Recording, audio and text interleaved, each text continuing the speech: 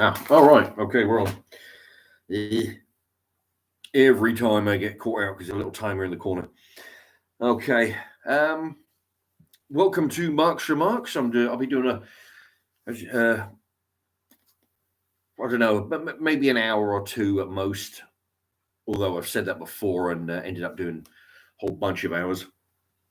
It's 6 minutes past 7 in the evening. I've got work tomorrow, so I'll go for a couple of hours. I got some vodka, so I'll be drinking that. I won't be drinking too much, of course. Had to buy normally I buy the liter. It's in 16.50 for a liter of co-op vodka. They only have the 70 milliliters cubic liters. Yeah, I'm not sure how much this costs. I think it's about 13 quid or so. Yeah, I like to buy the liter. Makes it last, because when thing is, I can make a liter bottle last about anything from 2 weeks to a month. Depending. I'm not really a sort of a heavy drinker, but when I do drink it, I drink a lot of it. But I'm not really a frequent drinker, as you might say. Anyway, wow, yeah, we've got a lot of people watching. Who we got here? Lee Merton. Hello, Lee Merton. Oh, I'm drinking out of that cup you sent me months and months ago. There you go. Making some good use out of this. Hello to Lee Merton. Anybody else in? There's a whole bunch of people. Oh, they came in and left. So anybody want a quick shout out? I've got a few subjects I want to. Hello, who's this? Ben. Yes, Mark. You keeping well? Passed my driving test. Oh, you passed your driving test. Oh, well done. Mind you, what's your age, Ben? I passed mine when I was 40. I think it was like 10 days before or 10 days after my 40th. I can't remember, but I was 40. I was the last one in my family. Yeah. Anyway, but yeah, well done to you. Funky Spectrum is in the house. Daniel Giles. Oh, Mark, Dan. Oh, right. Daniel Giles, formerly known as Dan. I tell you, it's right confusing. I get used to people's names, and then they go and change it. Like, but yeah, Daniel Giles. I don't think I've heard from you for a while, but welcome back. You've changed your little symbol as well. I can't make out what it is. Something purple, but anyway, Funky Spectrum. Give me a shout out and a shout out to the Oily Gang. Okay, shout out to Funky Spectrum and the Oily Gang. Do you remember Oil Road Gang? Do you remember the Oil Road Gang? No. What is that, band? I don't recognize the name.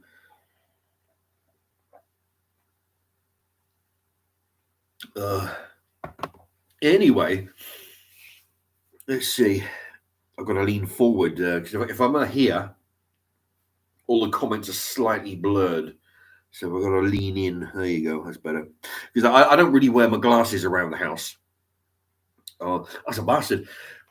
People have got a habit. There's my supervisor at work has a habit of doing it as well. And I've noticed other people as well. If they're standing next to you and they're holding a piece of paper, okay, and they're showing you what's what. I've got two options, okay, because if I'm wearing my glasses, if I'm not wearing my glasses, I'm fine. But if I'm wearing my glasses, my one option is to push the item away so it's in focus, or option two, I step back to make the thing further away and it's in focus. If I step back, people have got their. Yeah, I've mentioned this before. People have got a habit. If I step back so it's in focus, they got a habit of moving the thing forward. It's like, what the fuck? Why? That's why I move back. You don't move it forward anyway. But that's what I'm having to do with the screen here. I'm having to lean forward and. Basil Faulty is in the house. Hello.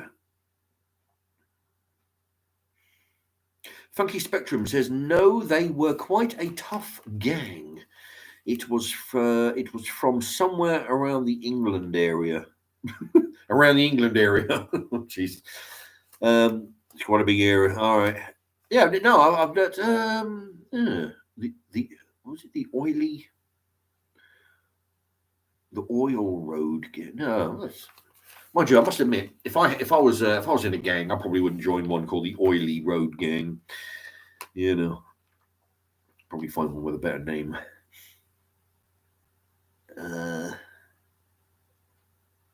Oh, Ben, I'm 42. Better late than never. Ah, was that was you with the driving test? I think, wasn't it? Bet. Yeah, there you go. Partial driving. Yeah, 42. Yeah. Oh, you were slightly older. Yeah, because I was 40, and that was old. You know, although there are a lot of people who are passing it at that age. Yeah. Although you haven't mentioned it, but yeah, I'm assuming you passed first time like I did. The trick is just to read the highway code up and down, backwards, until it's second nature. Yeah, it saves you doing it again. I mean, costs money to do it again. But Mark, what Funky Spectrum? Mark, what is better, cubed chicken or chicken in slices? Actually, okay, well that depends. That's interesting. That's a cookery question. Cubes or slices? Cubes if you're making a stir fry in the wok or a casserole. Anybody type in Mark's Remarks stir fry, Mark's Remarks casserole. You'll bring up all the stir fries and casseroles I've made. Cubes for casseroles and stir fries, okay, but slices in sandwiches. Because what I like to do is some of my really excellent sandwiches. There you go. Just type in Mark's sandwiches. You'll bring up a whole list there. Is to do layers. Okay, you've got your bread. Like a layer of mustard, a layer of tomato, a layer of lettuce, a layer of ham, a layer of cheese, a layer of chicken, and then another layer of tomato, another layer of gherkin. Thin layers. That's the key. So when it comes to sandwiches, slices, if you've got chunky chicken, you can't get bugger all in there. You've got your bread, put a big lump of chicken in there. You're already, an inch and a half thick, right? So then you've got to put your whatever, your lettuce and whatnot on top. No, thin slices for sandwiches. I would like to have a.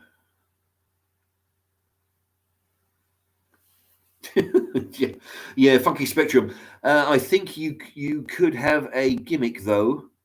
Oh, I think he's talking to me about me. Though the naked chef, except he wasn't naked. I think there was one chef who was a sex offender, but he jumped. But he is not on YouTube anymore.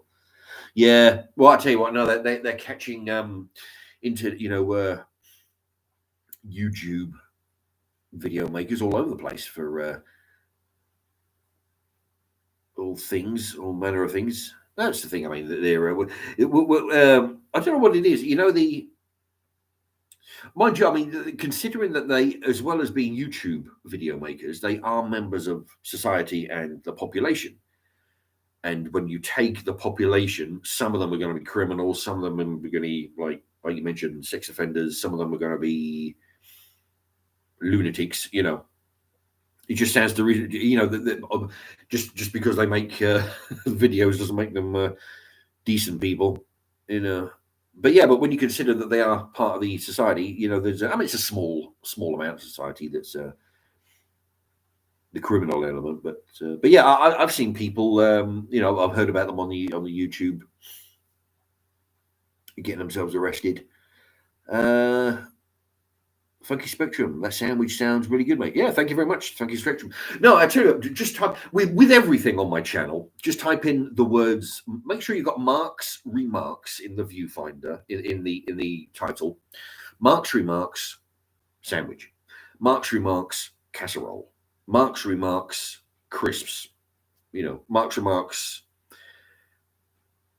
drinks. And you'll bring up everything on that subject, so that's how you narrow it down. But yeah, I tell you that like I say, it really does make, because when you bite into it, when you've got your 6 different layers, and then you do you might repeat the same layers. You've got mustard, ham, tomato, lettuce, mustard, ham, tomato, lettuce, mustard, ham, tomato, lettuce, like going up. As you bite through, you do hit different flavors as you bite through the sandwich. It's not like you take a bite and it's there. I've done it. I've described when I've done those sandwiches. You bite through it and it's like, yeah, the cheese. It's like some Gloucester cheese is coming through now. Okay, and then you wait a minute, you chew some more, and then the Branston pickle comes through. It's like that. It's really good.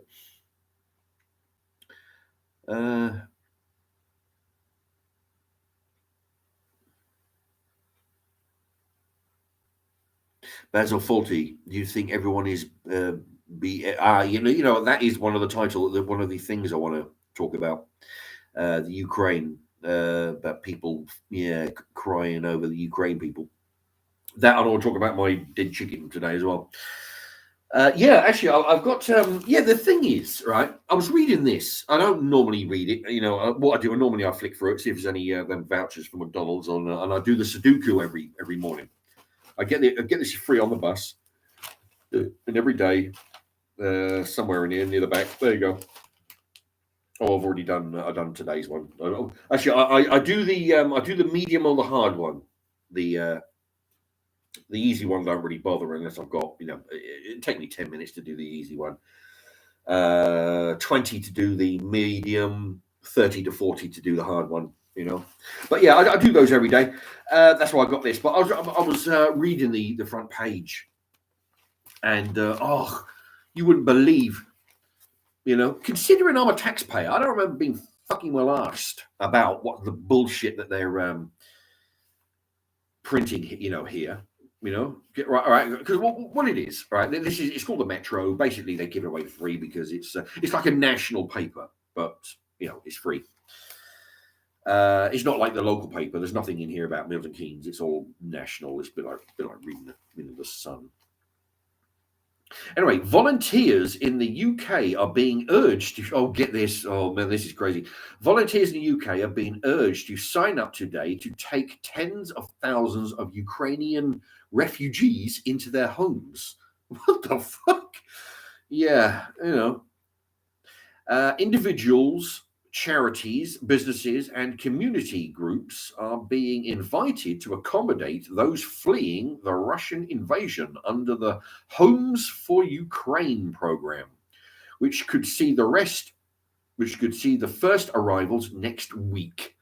My God, as if we don't have any bloody trouble enough with the foreigners invading, from when we had an open door policy all those years back. So they'll be arriving next week. Those offering to take refugees will receive thank you payments, or in quotes, thank you, end quotes, payments of £350 per month. Now, it doesn't specify whether that is you've got to supply the dinners with them, which I would imagine it would be, because what the fuck, they're not going to be, well, in fact, they are going to be working, I think. I'll read the rest of it. But 350 quid isn't a whole, it sounds like a lot, but you remember, but people around here, they're renting out rooms for that much, okay? Mainly to the Johnnies, but they're renting them for that much, and then they've got to sort out their own, food, and whatnot, So 350 quid.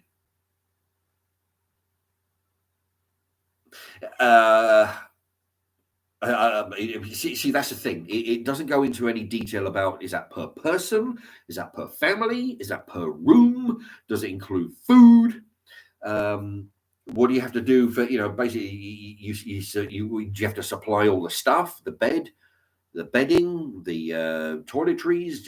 What do you supply for that 300 quid, 350 or 350? It's not a whole hell of a lot. Anyway, I digress. They'll receive thank you payments of £350 per month. Sponsored Ukrainians will be granted 3 years leave to remain in the country. So they've got 3 years before they're not going to be kicked out, but imagine if they're here for 3 years, they're fucking staying, right? They'll be granted 3 years leave to remain in the country and will be entitled to work and public services. So they'll come here. We'll be paying for their rent, £350, as a thank you to any landlord who wants them to live in their house. We'll be paying that out of our tax money. They'll be entitled, by the way, to work, and they will be entitled to public services. By that, I'm assuming that means medical care, which there's a little bit more on that subject going on after a bit below. So yeah, sounds like a fucking win-win for them. Like I say, I don't remember being asked my opinion on whether I want my money to be spent in this way. So I'll be paying for their rent, and they'll be taking some jobs while they're at it, and they'll be adding to the NHS lines and adding to the already stretched fucking budget they're working on.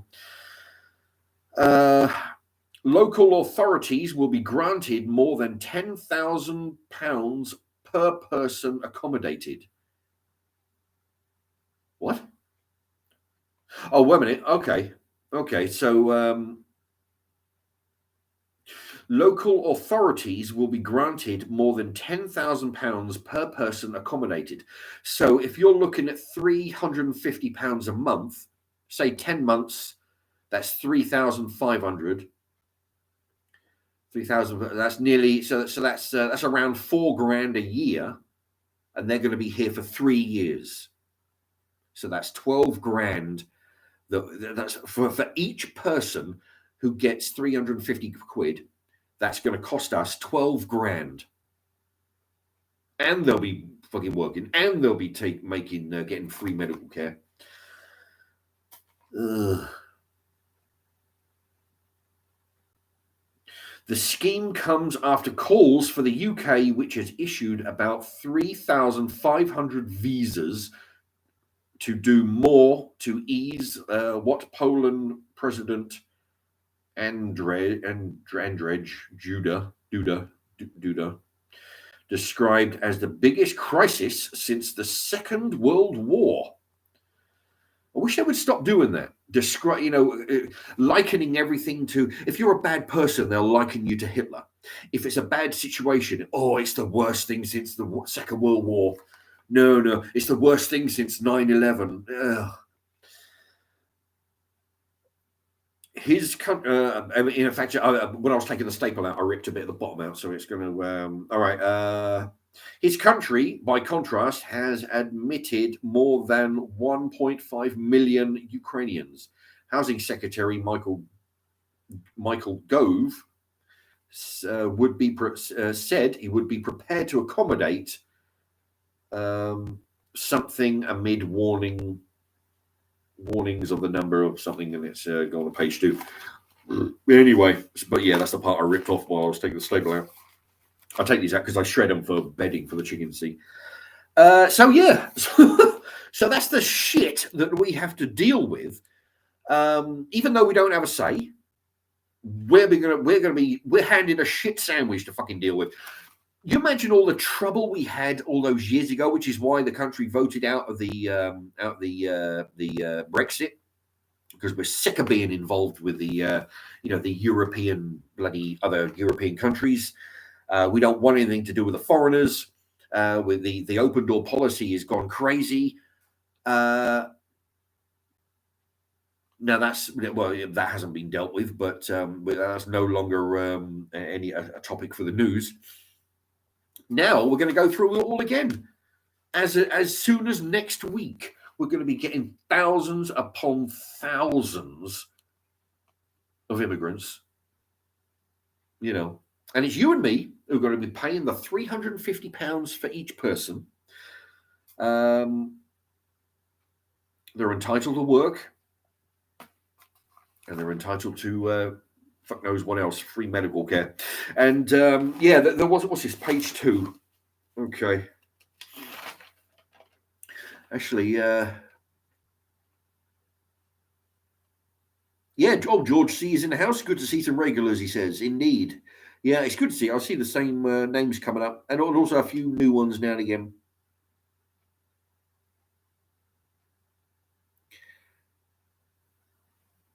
Funky Spectrum. Mark, really? We need more talk about what you're known for, mate. Have you ever fried brown sauce as a sauce for something? Well, no. See what you're mixing the two here. Now, what I'm known for, perhaps, is the cookery, but that's separate from the live stream. I don't mind doing a few minutes on cookery on the live stream, brilliant. But this is more an unfiltered live stream, whereas the cookery is different. But no, to answer your question, no. I have used brown sauce to throw into some beans to make them barbecue beans or different flavor beans.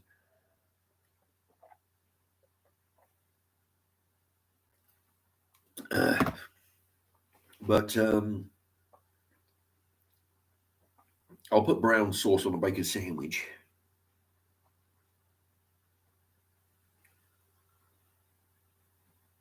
Yeah. LB5600. If they're entitled to public services, then they'll also be entitled to benefits if they can't be bothered to work. Yeah, well, that's the thing. They're entitled. I don't think the word entitled is appropriate for this. So this rag. They use the word entitled to work, which is the wrong word.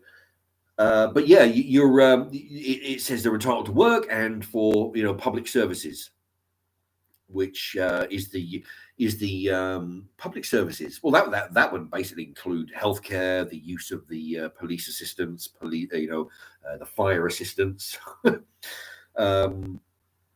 Which you can't really, you can't really sort of deny them the fire, if the house is on fire. But yeah, coming over at free fucking minute. Oh, bloody, and okay, right, and here we go, and here's the rest. Right. So that guy, that housing guy, he's going to allow people in. Amid warnings of the number of refugees could reach 5 million. They're looking at 5 million refugees to take here. 5 million refugees at £350 each. Yeah, somebody do the math, and fucking work that out. How much is our, Don't they realise that we got our own problems with the, Okay, Russian oligarchs facing sanctions could also have their British mansions seized. Now, see, that's the thing. I'm not sure. I don't know what the word oligarchs. OLIGARCHS. I think these are the rich bastards. They've got mansions. It says here. It says talking about have them seized. Talk about imminent. The thing is, great. They're Russians. Russian oligarchs facing sanctions could also have their. Why are Russians living in England having their assets seized? Namely their houses, their mansions. Don't get me wrong, I'm no friend of the foreigner, but what did they do to deserve having the government snatch their house from under them? And it says here. This is why I don't read this is why I rarely read this, or any of the newspapers. It drives me fucking mad. Where are we at? Russian oligarchs facing sanctions could also have their British mansion seized and used to house Ukrainian refugees, Mr. Gove suggested. He told Sky News Sophie Ridge on Sunday that people could register their interest today, adding, I would expect that in a week's time, we'll see the first people coming here under the scheme. Yeah, the scam. Meanwhile, 21 Ukrainian children with cancer landed in the UK last night. Health Secretary Sajid Javid said NHS England will now ensure they get life-saving care in safety. Who voted that shit?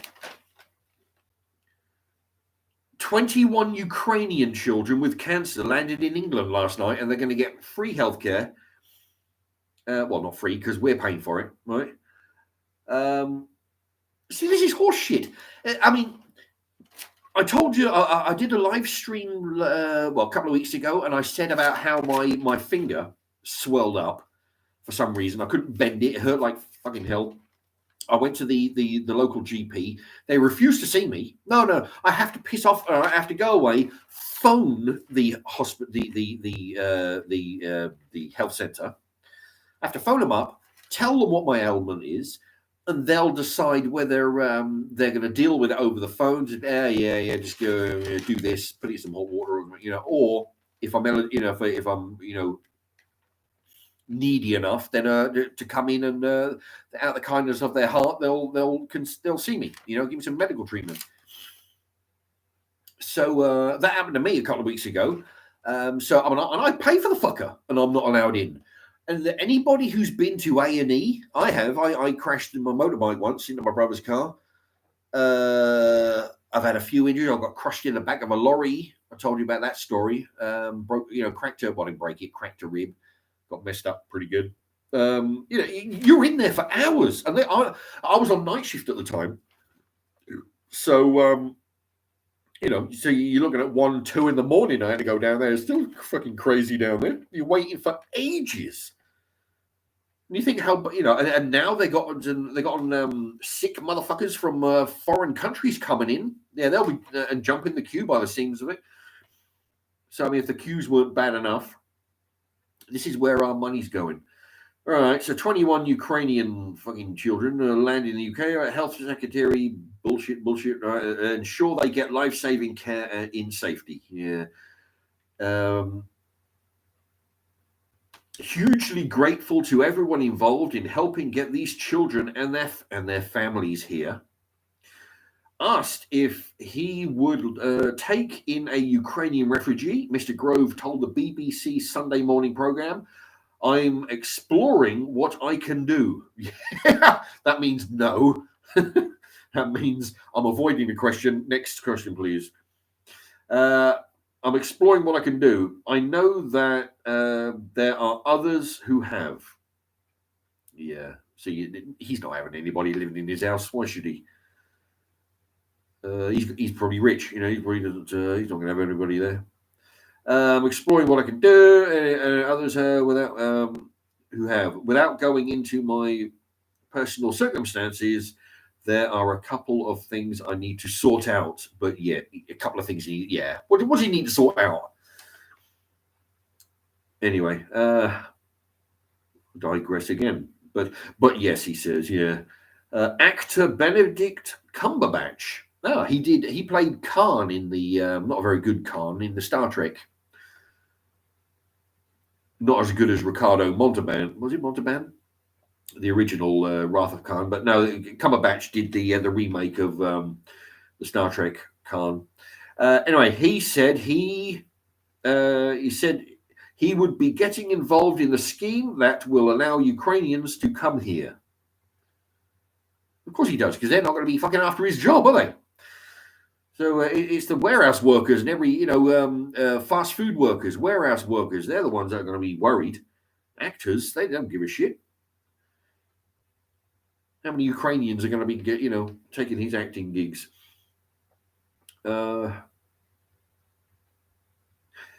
Even if they have no ties to the UK, but there will be security checks for applicants, yeah, and those offering homes.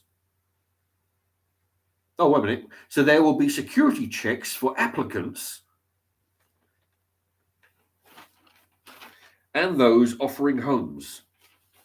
So applicants, is he talking about the refugees who are applying, or is he talking about the homeowners who are applying to have somebody? They're doing security checks on somebody. I doubt it's going to be the refugees. They're not going to be doing security checks on them, finding out about their criminal records. Are they rapists? Are they murderers? Are they have they got a criminal record as long as your arm? I would put it that they are going to do security checks on the people who are renting out the rooms. That's what I think. I don't think they're going to be doing us a favor by vetting the fuckers that are coming over. And those offering homes. Mr. Gove said steps must be taken to ensure those intent on exploitation were prevented from abusing the system. Oh, fuck. Yeah, so he doesn't want any English people abusing the system by, I don't know, renting rooms they don't have, trying to get more people into every room that they got spare. He doesn't want that to happen. Nobody abusing the system on our part, but what's he doing to? On using oligarchs' mansions, he said, I want to explore an option which would allow us to use the homes and properties of sanctioned individuals as long as they are sanctioned for humanitarian and other purposes. I don't know exactly what that means, but it seemed from the top part, they're talking about Russian oligarchs. They're going to be snatching their houses from under them. But I guess for humanitarian and other purposes. So basically, they can make up what they want and snatch your house, I guess, by the sounds of it.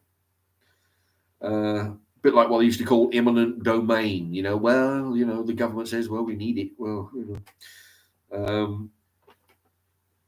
it's a bit like when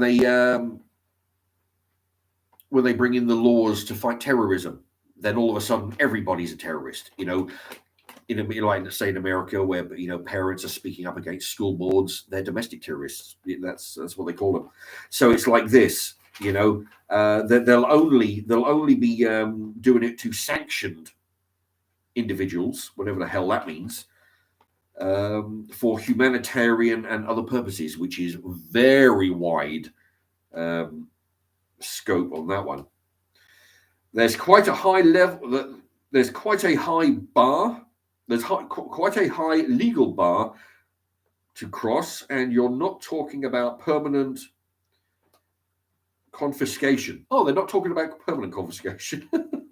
No, they're just going to snatch your house, give it to a load of foreigners. They're going to wreck the shit out of it because why not? They don't own the place, and then they'll give it to you back and be in a shit state probably. And who's going to foot the bill to get it redecorated? Well. But we are saying you're sanctioned, and anyway, fucking hell, I've had enough of that. Yeah, so you can see what kind of bullshit that the government are doing on our behalf. Remember, we voted these people in to look after our benefits, and this is what they do,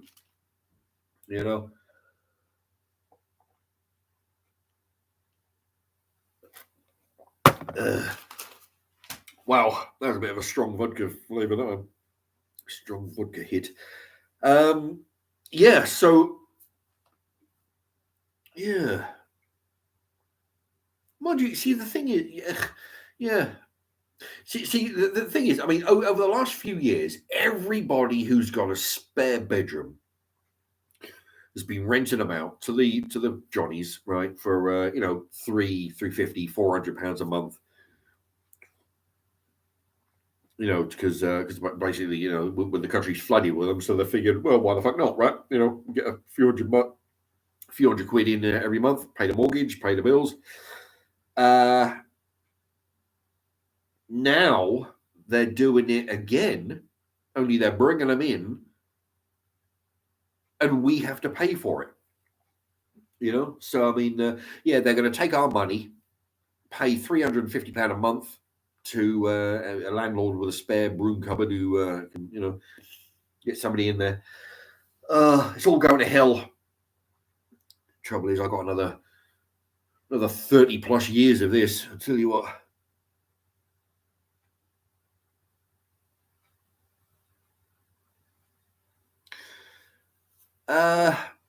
Okay, Jamie. Jamie Murray, Mark, what would you suggest a warehouse worker who does 12-hour shifts should eat during their lunch time? I tell you, I've done 12-hour shifts. They're not much fun.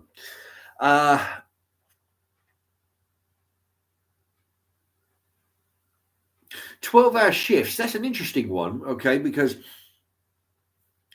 12-hour shifts, I mean, for energy, you want to be looking at the carbs, okay, some rice, let's say baked potato, that, right, the complex carbs is what they call them, potatoes and rice. That's for energy, but you don't want to overdo it because you don't want to get sluggish. So definitely a mix, something with some protein in it, some eggs, some tuna, that stuff for the for the to feed the tired muscles that you'd be looking at over a 12-hour. Bit of carbs for longevity, bit of energy, So baked potato with some cheese, a little bit of fat there, and some beans. Yeah, baked potato with some cheese and beans. Baked potato with some tuna and mayo. Put some sweet corn in there for a bit of color. Bit of it doesn't hurt to have a little bit of veg in there. But yeah. I mean, if you have cooking facilities, you could have a roast potato with a fried egg in it, or a boil. Well, actually, not even a fried egg. You could boil some eggs at home, bring them in, cook the potato in the say it's already cooked. Say, because you don't want to spend half of your lunch break cooking the fucker. So you bring in your roast potato from home. You bring in a boiled egg from home. You heat the potato in the microwave. Take the boiled egg, mush it into the potato. A little bit of beans, some beans on top. There you go. So you got your carbs from the potato. You got some protein from the eggs, bit of protein from the beans, a bit of cheese on there for a bit of fat, because you need some fat for energy. Yeah, that sounds yeah. That'd be what I suggest. Funky Spectrum. What about a baked potato sandwich? Oh shit.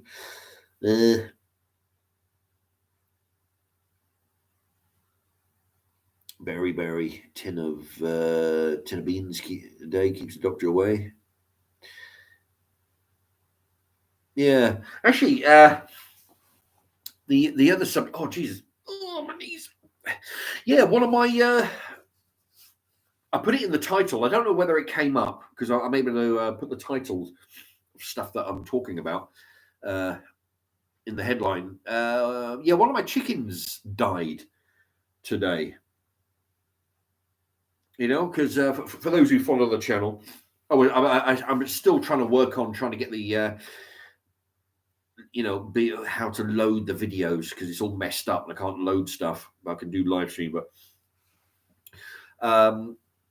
if you go to Mark's Remarks, go to my playlist. It's under my allotment, and in the playlist I've done about 12 videos from assembling the chicken structure and feeding the chickens and healthcare and whatnot, and basically watching them do their thing.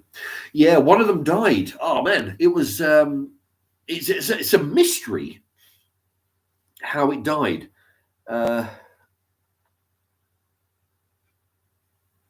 Sorry to hear about your chicken. Oh, thank you, Funky Spectrum. There you go. Yeah, it was a shocker, let me tell you, because I got to the gate. There's a gate on the allotment. Opened it up, and I'm looking through as I normally do, because when the chickens hear the gate going, they run to the corner, and they see, like, who's this? Is this Mark come to give us some some food and stuff? Or they want to know who's coming in the gate, so because they hear a noise, so they go to see and I'm looking at them, and I see lots of white specks, lots of white things on the floor in their enclosure, because they're in a huge metal cage enclosure. Lots of white stuff on the floor, and I thought, shit, it's unusual, because what I do, I got these broom handles out of the bin, right, and I cut them in half with a saw, cut a point on either end, jam it in the ground, and then what we do, you get a big lettuce, or a lettuce or a cabbage, and you stick it on them, pole on this, it's about sticking up that far out the ground, about a foot out the ground. You stick it on the pole, and that way it keeps the cabbage from rolling around in the mud and bird shit and everything else. Right, so it keeps it clean, keeps it off the ground. My first thought when I'm from the game, I thought, shit, what they've done, they've savaged the cabbages, which is really unusual because normally they just eat them down. There's when I got closer, oh god, I noticed one of the chickens. They're all sort of fairly close to each other. The three live chickens and the dead one. And I thought, oh god, it's funny because my first thought was, this can't be good for the other chickens to see, being around one of their dead little sisters, for fuck knows how many hours all night.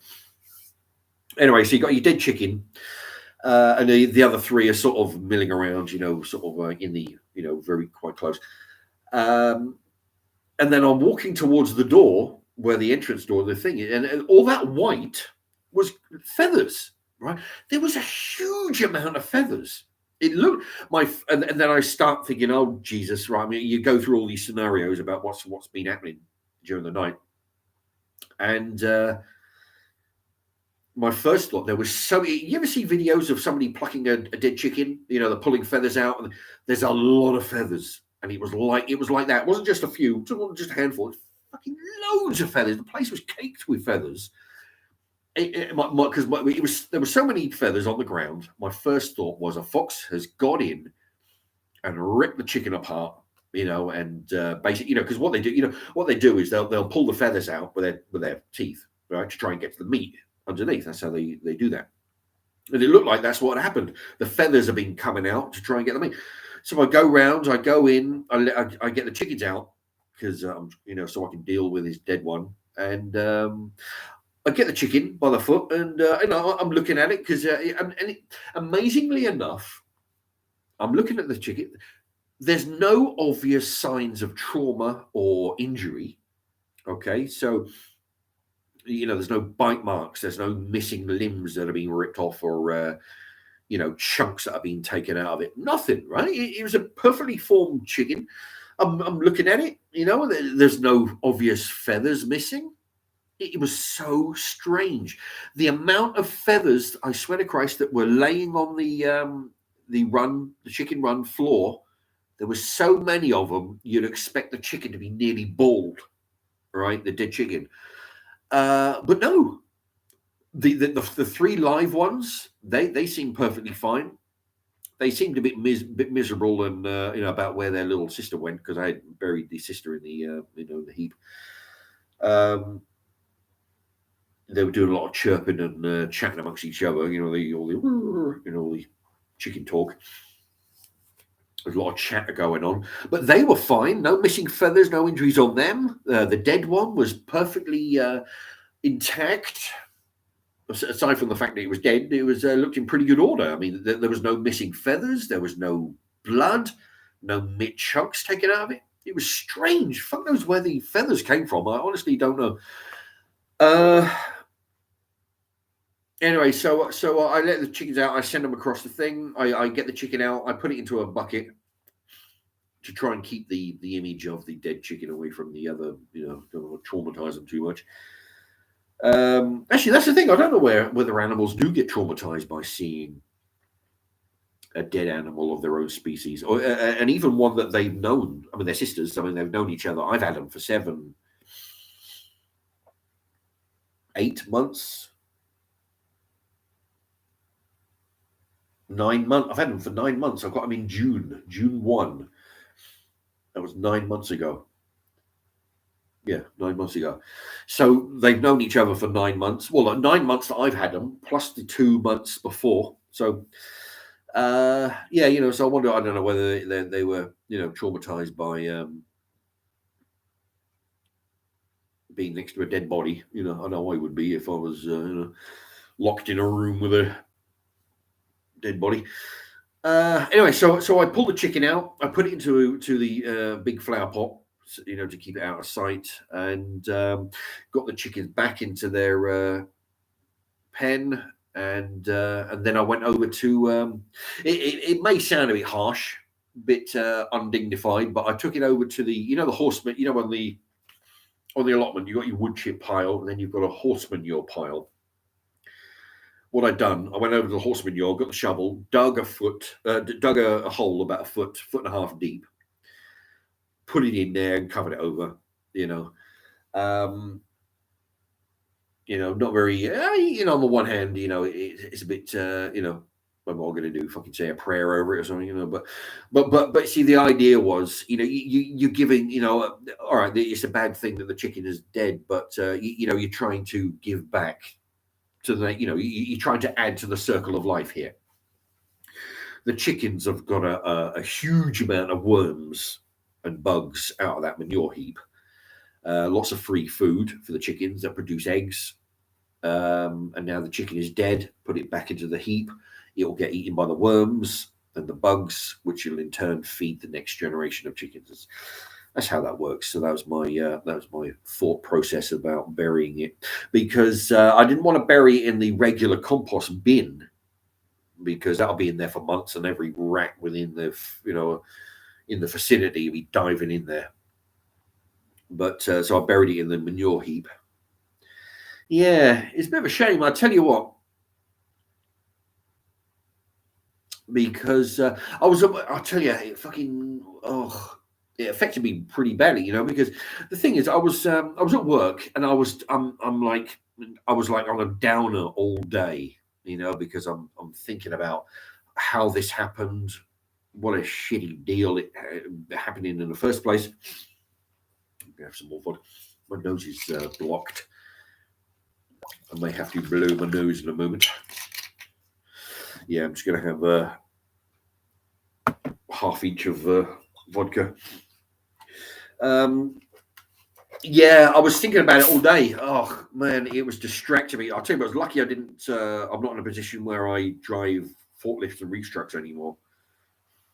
I've got my reasons for not doing it at this place, but it's lucky, because I was just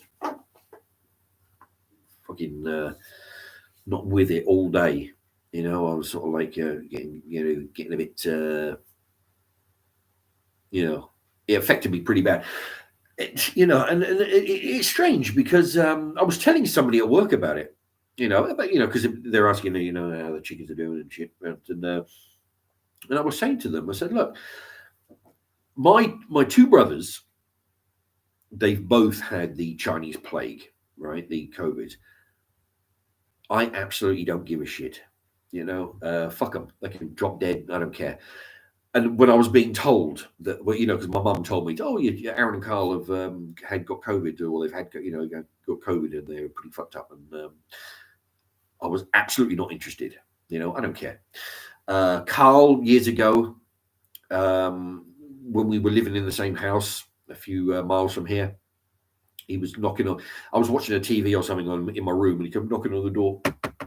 Right, and opened the door. What he'd done, he was actually, I think he was living down the road, and he'd come to the house, and he'd come in because he developed a hole in his lung. It just happened, And of course, I drove him to the hospital. I wasn't that concerned. I don't give a fuck. He's in hospital. They'll deal with him. But the chicken dying, that affected me way more than learning about my two brothers' ailments, the lung and the Chinese plague. The two brothers, I couldn't give a shit, but the chicken, that affected me for some reason all day, and I was actually, I was talking to somebody about, one guy at work about it, about that, but, it's strange, it shows that what kind of a fucked up family we are, where, my brother could drop dead and I wouldn't give a shit. But the chicken, it's, and we'll talk about it for a minute, and that kind of lightened the load a little bit.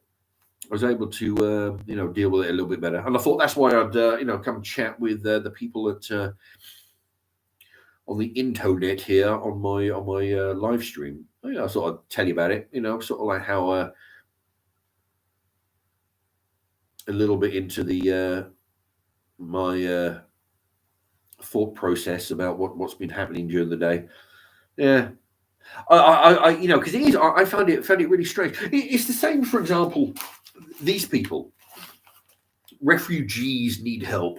We're getting all these cancer kids coming over and 5 million refugees. I don't give a shit about them. You know, fuck the lot of them. I don't care. But when my chicken died, man, I felt really, really shitty all day. I was stressed. I was like, thinking, fuck me, I've let them down. Because they depend on, I mean, we're probably reading a little bit too much into it, but they are my responsibility. They rely on me for everything. I see them every day. I go to the allotment before I go to work, make sure their water's topped up and they're, nothing's been, happening to them. And then I go after work, let them out, let them run around. While they're running around, I'll dig up their enclosure. I'll dig up all the dirt, give them some fresh wood chips, throw them up, feed them, top up the feeders and stuff.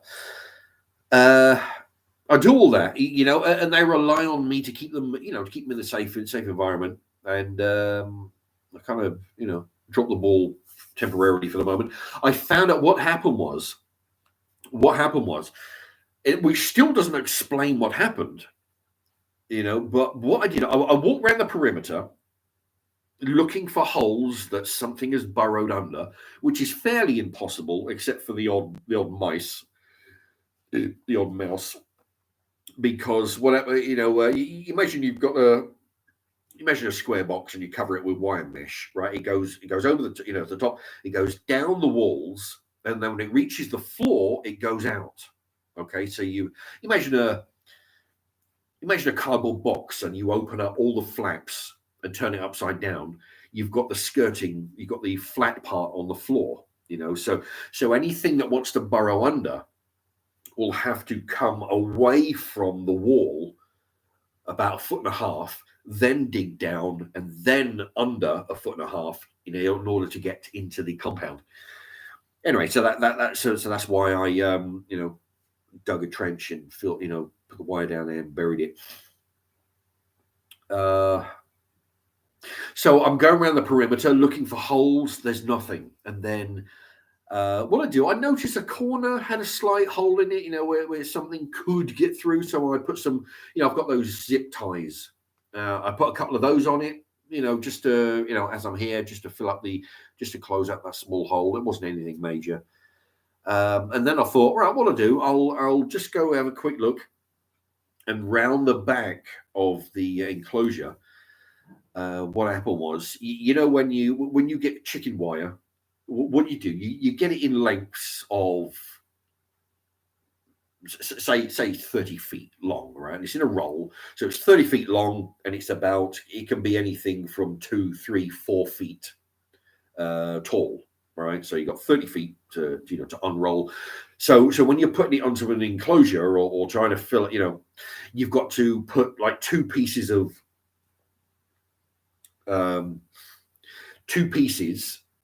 but what you do, you overlap them, and then you put some wire or something in the middle. So basically, a bit like wallpaper. Instead of wallpaper coming together flush, one would overlap the other. That's how that works. But it's with a wire mesh. Anyway, so what happened was something managed to get up there, and it stretched the two wire, the two parts of the wire mesh apart. It's about the size of a. What was I going to say?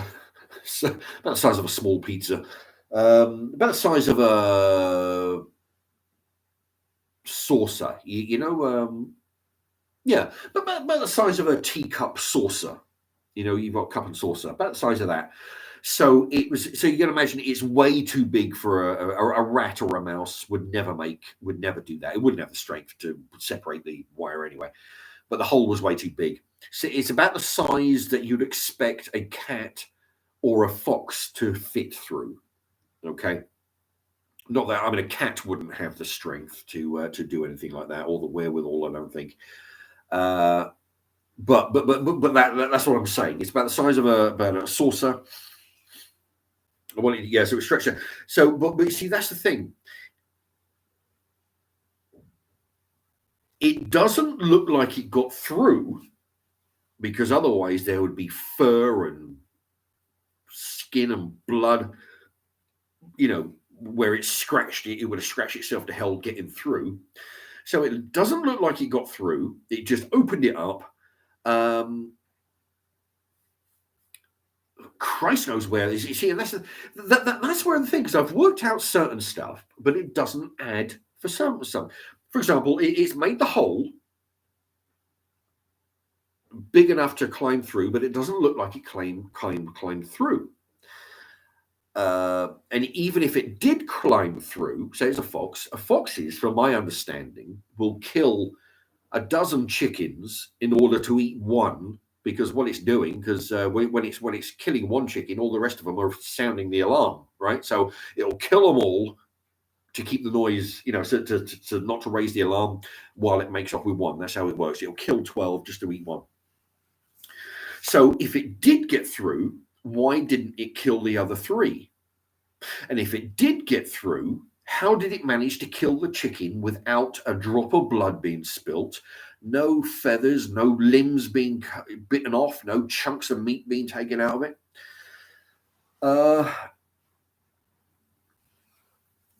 And then climb back out again, empty-handed. And the chicken was nowhere near. The chicken was 5 feet away from the hole in the fencing. So there's things that are that are scenarios that don't actually add up. Another alternative is that it opened up the wire, tried to get through, scared the chicken into having a heart attack, and it died right there on the floor. And then the hole wasn't big enough for it to climb through. Because, unless it was a small fox, it would need to be a small fox for it to get through. It would get its head through, but that's about all of it. So the chicken dying of a heart attack, let's say, would explain why it died on the floor with no markings, no damage to it. But where did all the feathers come from? There was feathers all over the place. It looked like somebody had taken the dead chicken, and just like on the, you watch a video, somebody plucking a chicken is like you're fucking pulling the feathers out, or there's feathers all over.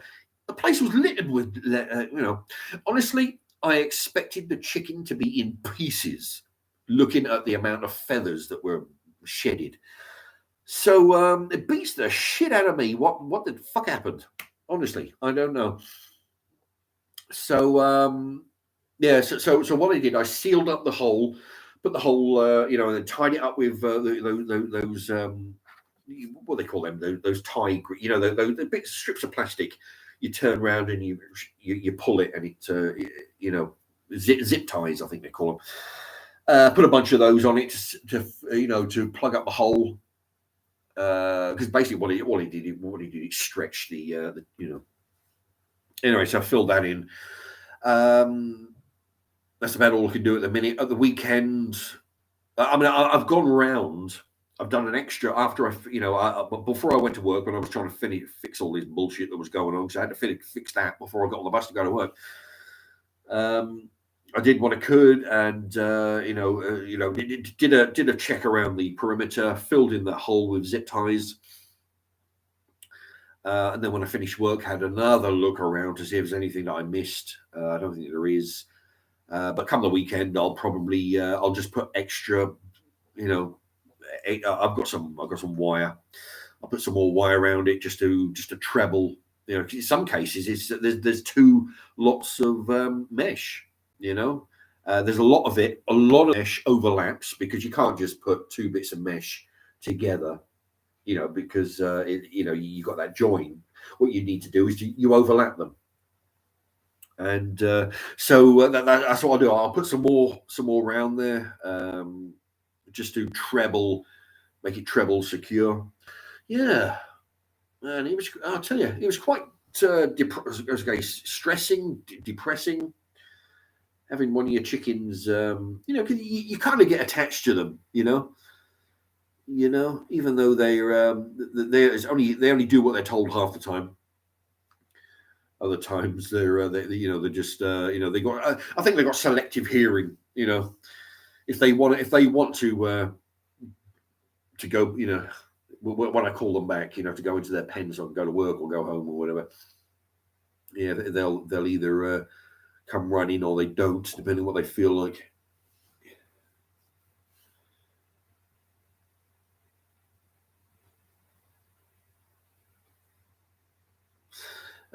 Anyway, so yes, so come the weekend, I'll get. I've still got a load of wire mesh left over from when I did the construction, so I'll go. But basically where joins, corners meet, joints. I'll put another piece over that to secure it, give it treble security.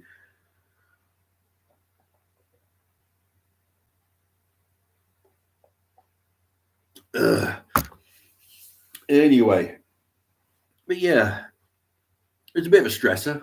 But man, I was fucking. It fucked me up, for a good part of the day because I was really fucking. Having something like that happen. Like I say, I mean, it's not like it's not like it's kin or anything, but you get attached to to the animals because remember I see them every day. There's very few days that I haven't. There's only every day. And the amount of work I put into making them safe, and then and then it just managed to just drop the ball for a minute. It was a shame. So somebody asked me if I'm going to get a replacement. The guy that I got these from,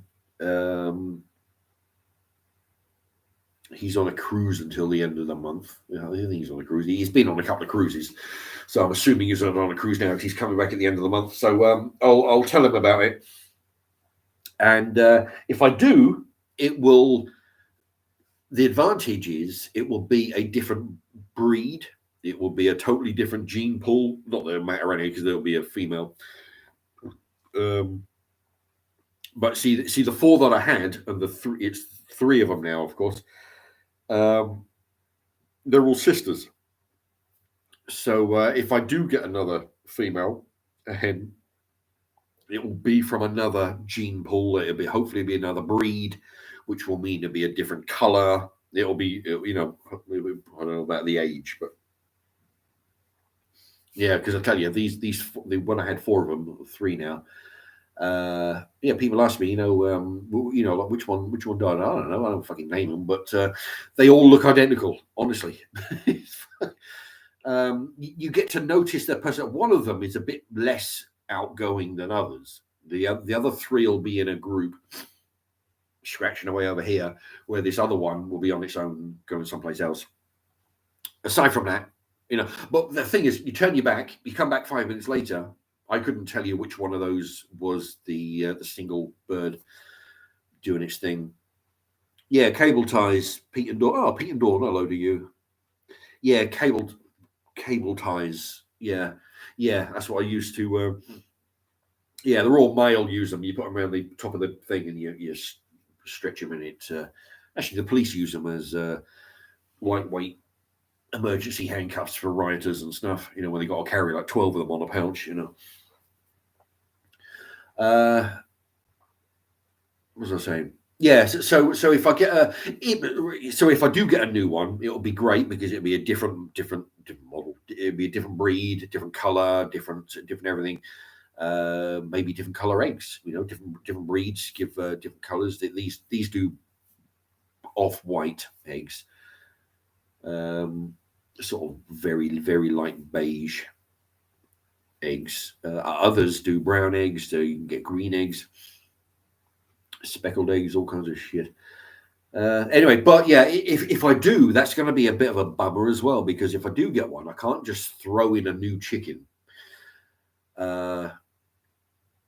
Because that doesn't always work. You see, the thing is that these chickens, even though they're related, they're all sisters. I don't think they actually know that they're sisters. I don't No, but they get on great. And because the thing is, when birds start fighting and murdering each other in the chicken runs, it's normally over one of two reasons. One, space. If there's not enough space for all of them, they'll start murdering each other and fighting and pulling, feathers out and shit, right? And also food is the other one. If there's not enough food to go around, then there's going to be a riot for who gets the food. But they've got multitude. They got plenty of both. Let me tell you. I mean, people who have seen my allotment videos have seen the enclosure they're in. I could basically I could have double the amount of chickens in there, and they'd still have room. Okay, but I only have 4. They've got they got more food than they can handle. They got one dispenser for their grain, mixed grain. Okay, one dispenser for it's got uncooked. It's got raw rice in it. 2 liter bowl, raw rice. Another dispenser for layers pellets. And then of course their water, and a separate one for their grit, a separate one for crushed eggshell, which they'll eat to make more eggshell. And then I've got the heads of lettuce on sticks, and also a thread of stick through them. A string to hang them on the wall of the cage. Throw in some grass seeds, all those. Anyway, so they got more food than they got. So yeah, because that was one of the options. Was did the other 3 murder this one? But then, okay, that it could happen. I mean, it's been known, but why would they do it after 9 months when I've never seen them fighting? When they were young, they were, sometimes you get a little bit of a squabble, but nothing major. But they've been together in my chicken run for 9 months. But yeah, they've got plenty of room, plenty of food, so there's no reason for them to. And then they get let out for hours after I finish work, and let them out for a couple of hours. They can roam around. So I mean, so it's unlikely that they murdered each other.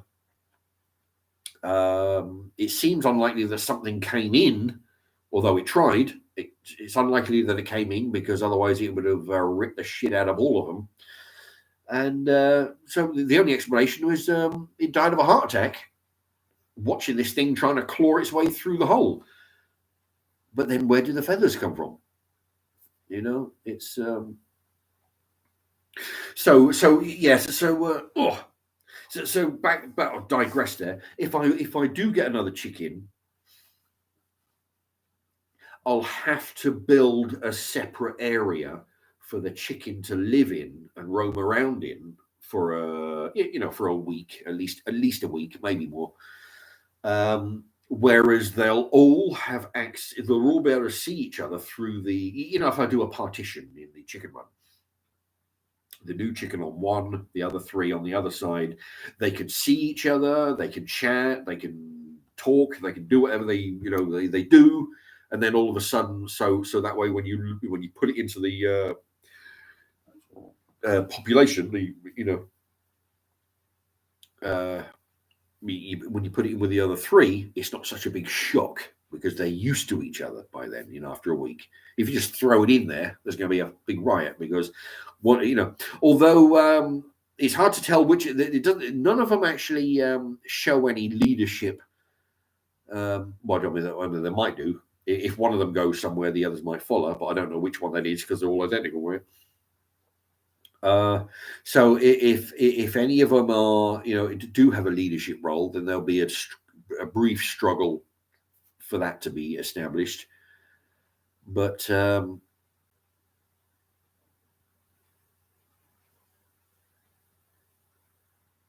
Billy Fawkes, I keep thinking you are about to fart. Well, no, I'm burping because I'm drinking vodka lemonade. But yeah, see, so that'll mean that I'll have to build an extra, structure, which is going to be a pain.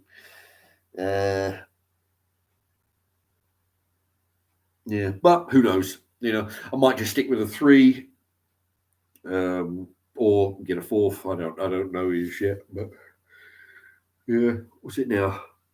It's the 14th, so I got about another week until he comes back. Uh, anyway,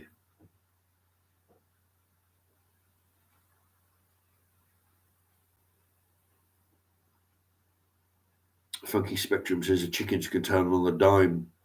Yeah, although I mean, it's funny because they eat out of my hand, right? Whether it's sweet corn, whether it's rice, or dried mealworms or whatever the hell else, and sometimes they can peck really hard, you know.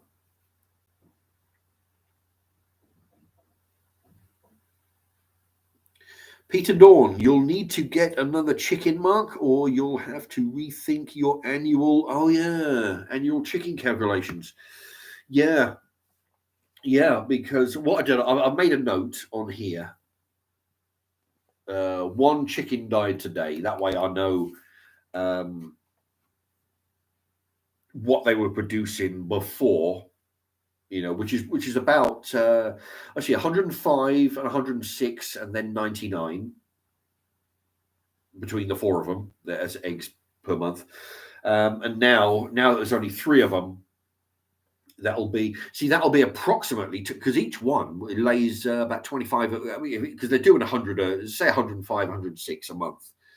If you're roughly that down to 100. So yeah, I mean, you're looking at 25 to 26 eggs per month. Each chicken is kicking out. So now I'm looking at 75 instead of 100. Which is not too bad. I mean, I eat some eggs. I swear to Christ, I give away more eggs than I eat. Yeah. I used to I used to sell a few at work. Basically, 10 pence an egg. Just to subsidise their grain bill. But yeah, it's funny. As soon as I told them that about because I looked on the internet about feeding the chicken scrambled egg, which is a perfectly legitimate source of protein for them. Yeah, they were all convinced that it was cannibalism, and so I don't sell any at work. I can't even fucking give away, sometimes. But yeah, so that's the thing. I give them away to people on the allotment. Sometimes they'll come back with a lettuce or something, but yeah, I give away more than I eat. Which suits me because I know from previous experience when I had chickens years ago. Um, if you eat what I was doing back then, I was, for a while, I'd eat 4 or 5 eggs, like fried eggs, boiled eggs, scrambled eggs per day. I'd manage that for about 4 or 5 days. And then I'd need 2 weeks with no eggs because I just couldn't face another egg. But of course, you're not eating the eggs for 2 weeks, but they're still churning them out. So so it's handy that I could just give a few away, well, a lot away. Funky Spectrum, you should only eat maximum one egg a day. They're bad for you. Yeah. Well, that's the thing. I mean, yeah, I mean, everything in moderation. When I was bodybuilding years ago, when I was 25, I used to put between 4 and 6 in a big milkshake. Put loads of milk in there, throw in 2 or 3 bananas, a load of ice cream, maybe some protein powder, all that kind of stuff. Uh, yeah, and even then, I would only I'll drink about 2 of those, maybe 3 a week, not every day. About 2 or 3 a week. Yeah, it's funny because I would what I'd do, I'd have to drink it over the sink because I'd be just in case I threw it up again because it was a lot. It was thick and there was a lot of it.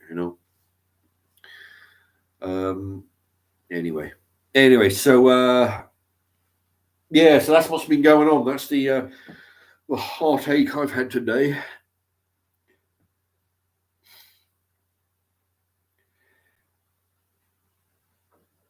Rob Marshall, do you think if Russia attacks NATO, it will go nuclear? See, that's the thing with nuclear weapons. It is the ultimate deterrent. You know, it's like most things. Um,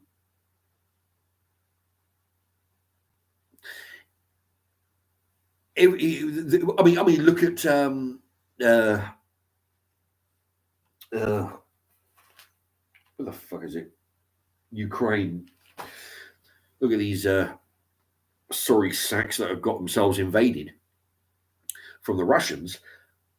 Back in the mid-90s, they did an agreement, I believe, with the Americans, and they said we will stop having nuclear weapons. We'll sign a non-nuclear weapon thing. We will get rid of our nuclear weapons on the condition that you, America, back us up if we're going to get going to get a shoo-in from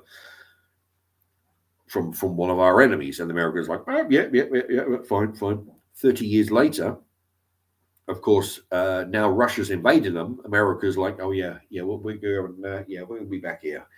Okay.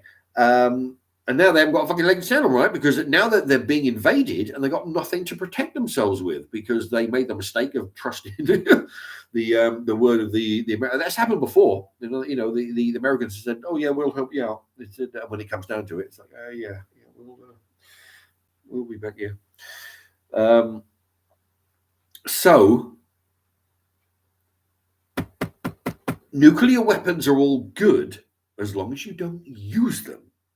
Okay, what I mean by that is the only the reason why Russia and anybody else hasn't invaded Ukraine, hasn't invaded China, hasn't invaded America, the reason why countries don't invade each other, mostly, for the most part, is because of the threat of, well, if we invade another country, we're going to get our asses kicked. We can't. The only if Ukraine had nuclear weapons like they did back in the 90s, if they still had them, they would have something to bargain with. They would say to Russia, fuck off, we have nuclear weapons. Get out of our country. We have nuclear weapons. Yeah, we don't want to use them, but we have them. So don't be fucking with us. You take away those nuclear weapons, you got nothing. You say, no, but don't invade us because, well, actually, we've got nothing. So, why not? That's why.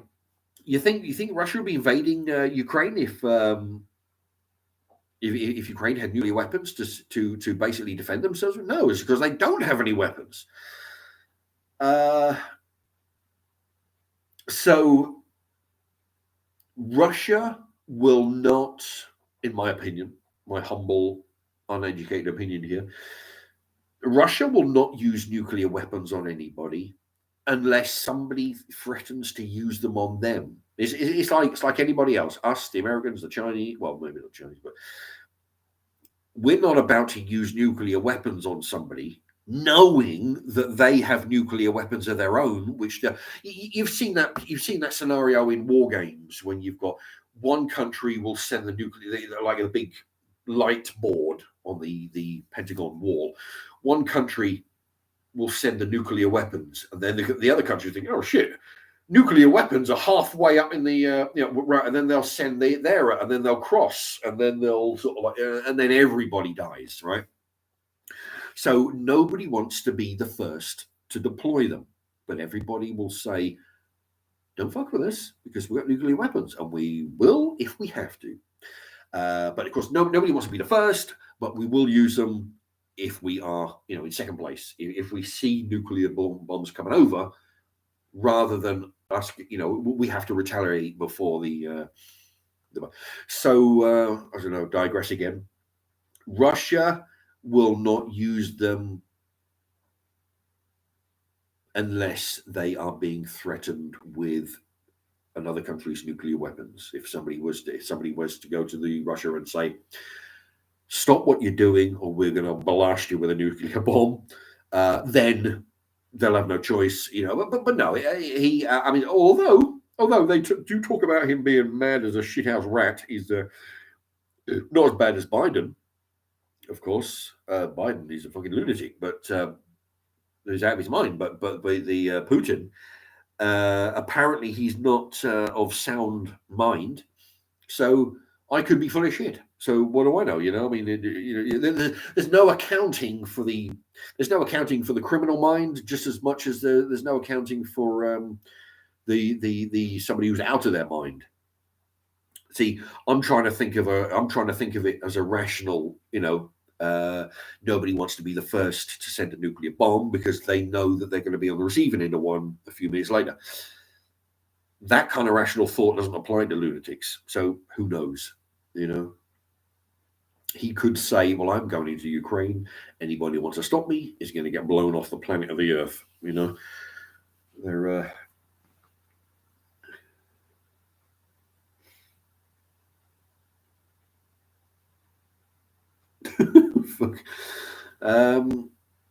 Funky Spectrum. Mark, please don't get back into. Oh, wait a minute. What's this, Mark? Please don't get back onto the Ukraine situation. Oh, well, he doesn't want to. Oh, well, somebody asked me the questions. I mean, all right. Well, Funky Spectrum doesn't want to hear about the Ukraine. He wants to hear more about homosexuals, apparently,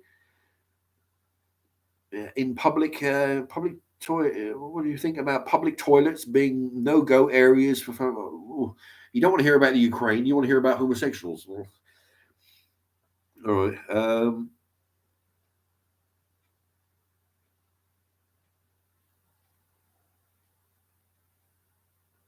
Okay, yeah, and you find Ukraine talk not interesting, which but see, that's the thing. Ukraine talk isn't normally at the top of anybody's list of interesting subjects, but when you think about the nuclear aspect of it, when you look about it affects the economy, what with petrol prices around, and then you've got the added immigrant problem that we're going to have in the next few weeks. There's three issues right there where it does affect us, and it is very interesting, perhaps to discuss. Yeah, I mean, I don't care what's going on over there. Bomb the shit out of them. Who cares? But it's the fact that they're coming over here. There's a threat of nuclear weapons involved, and see, I find it interesting.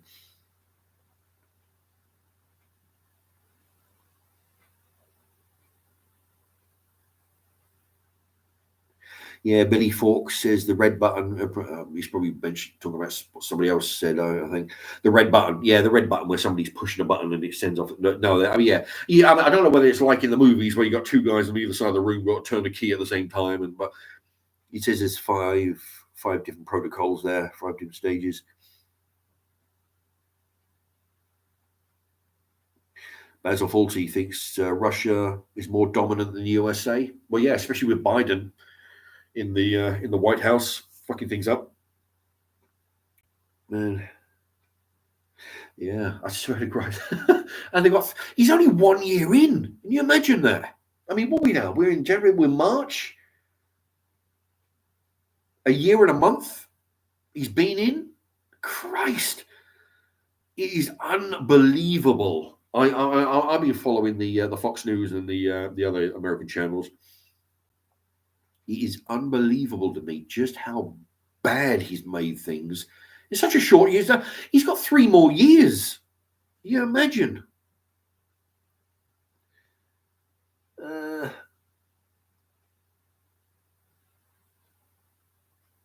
Oh, Dave, Ukraine talk is interesting to people like me and he says his wife is Ukrainian.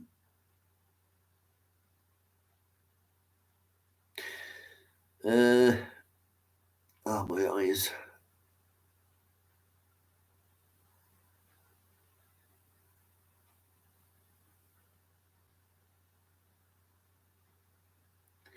Oh, Barlini young offenders. Just Googled eggs in the military, and apparently in the Viet Cong, they used eggs to plug artillery wounds bigger than 45 millimeters. Well, if that's true, that's interesting to say the least. I've never heard of that. Although, what do I know? I mean, they use super glue to heal well, not heal, to keep together wounds. You know that they did that.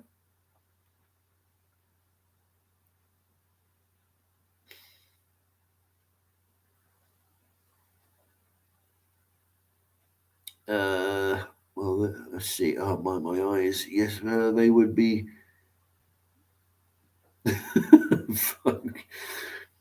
Funky Stretchum says yes, and they would use ostrich eggs to plug bigger holes and replace sometimes people's heads when they got blown off because it was cheap to import them from Australia.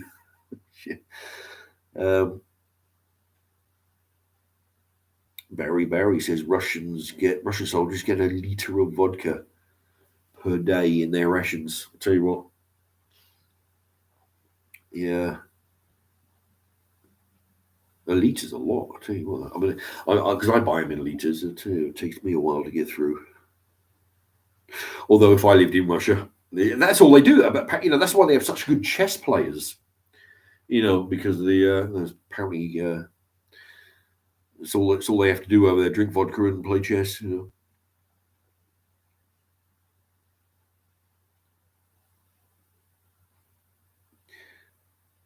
Young offenders, homosexual toilets are a good economy booster.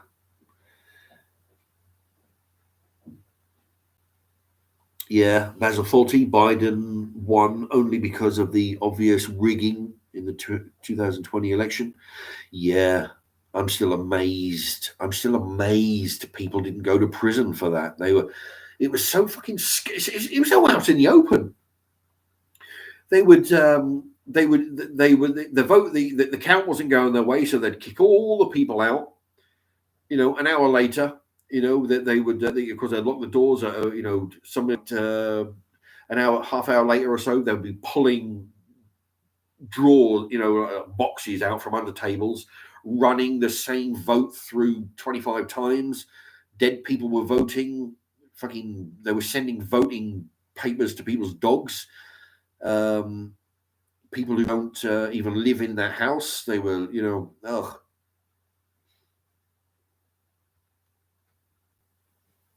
And then kicking everybody out, and then having cars show up and then delivering ballot papers at 2 o'clock in the morning when everybody's asleep. Yeah, it was scandalous.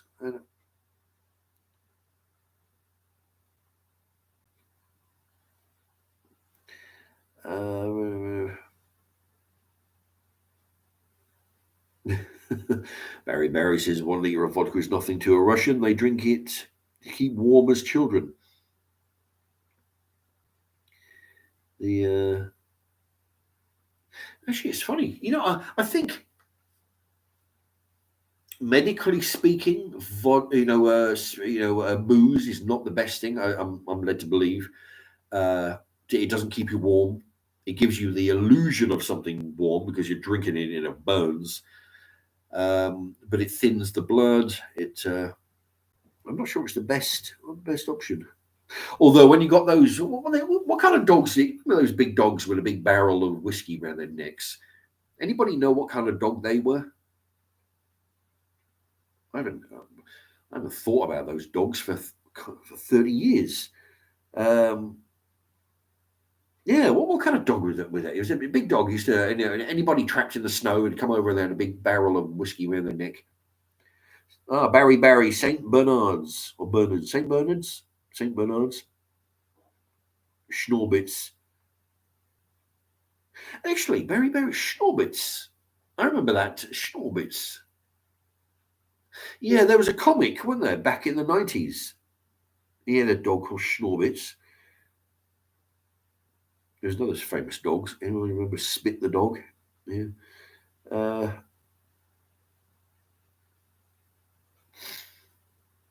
United Till I Die TV. How did the chicken die? Actually, you'll have to watch it on the rerun. Yeah, I did a. Oh, I spoke about all the issues that were happening. You know, all the mysteries. A bloody mystery. You know. Yeah, if you watch it on the rerun, it'll become clear. Yeah, I don't think people will want to hear about it again. But yeah, it's a bit of a bummer, you know. It wasn't very nice. Bernie Winters, there you go. Yeah, the dog called Schnorbitz. Man.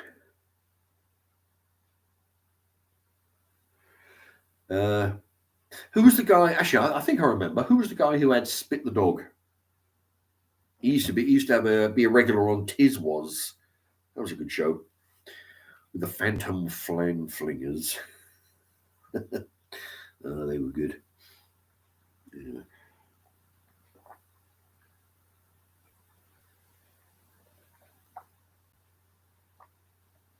Yeah.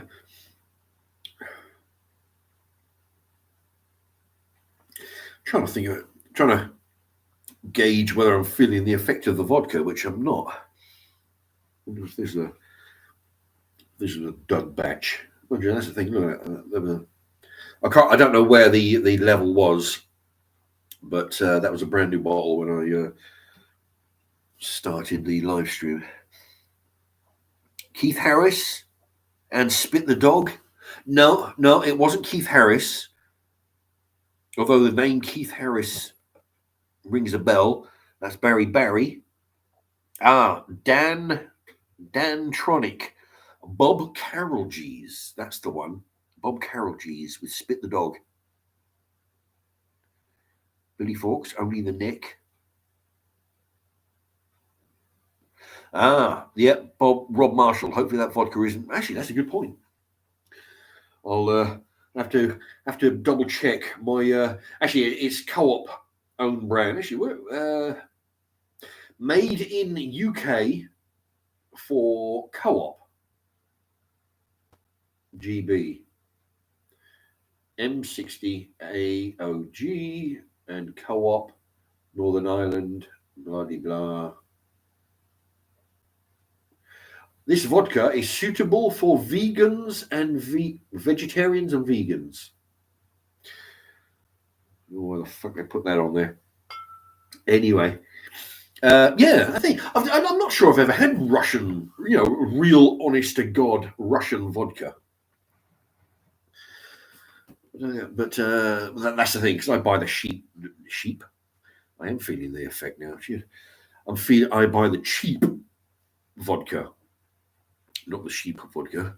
But the cheap one, I would imagine the Russian one would be because there's loads of brands out there. They're all varying prices. I heard John D says he heard Smirnoff isn't actually made in Russia. Yeah, probably not. That's the thing. Like even Budweiser, Heineken, all this lot. They're not made in Denmark. They're not made in America. They got factories all over. I mean, there's even. I mean, like Coca-Cola, for example. I'm understanding it's an American product. There's one of those. There's a factory, a Coca-Cola factory, 2 miles from here. I used to work in the John Lewis building before I got fucking fired from there, which is like almost next door. It's like there's a row of factories, and the Coca-Cola was there, so it's like 2 miles from here.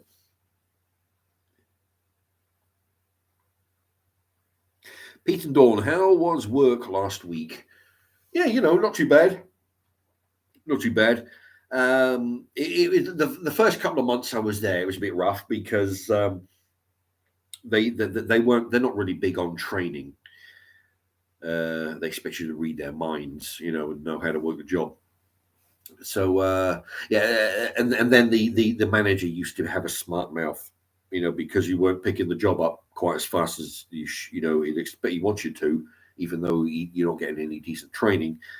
He would get a smart mouth, but he's great now. He doesn't. I think because I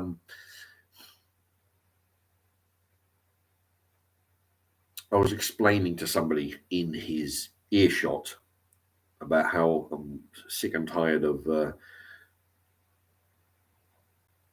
way things are happening in his behaviour, and I wasn't about to be putting up with it much more. So, but and then after that, it seemed to stop. But also the fact that now that I've learned the job, like I've always said, once I learn the job and it's in there, it stays in there, and I can be an asset to any company that I work for. Mainly because it's funny, people don't like hearing it. Although there's very few people that I will actually admit to this to.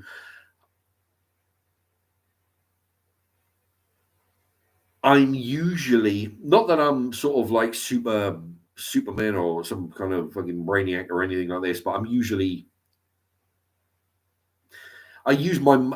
able to think, all right, because I work with people who can't think. Some of them are fucking unable to think, and they don't like being led either, which is a bit of a problem. If you can't think, great. I'll delegate stuff. I'm not in a supervisory position, but I have the wherewithal to be able to delegate if needed. Basically because I've been there a while, I know what to do, and if a new guy comes in. But the problem is when somebody can't think and they don't like to be told either. That can be But yeah, I can I can think. I can anticipate what needs to be done.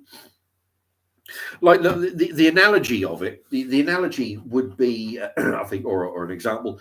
A simple example is if you see somebody humping a heavy box walking down the corridor, you don't need to wait to ask to open he doesn't need to ask you to open the door to let him through.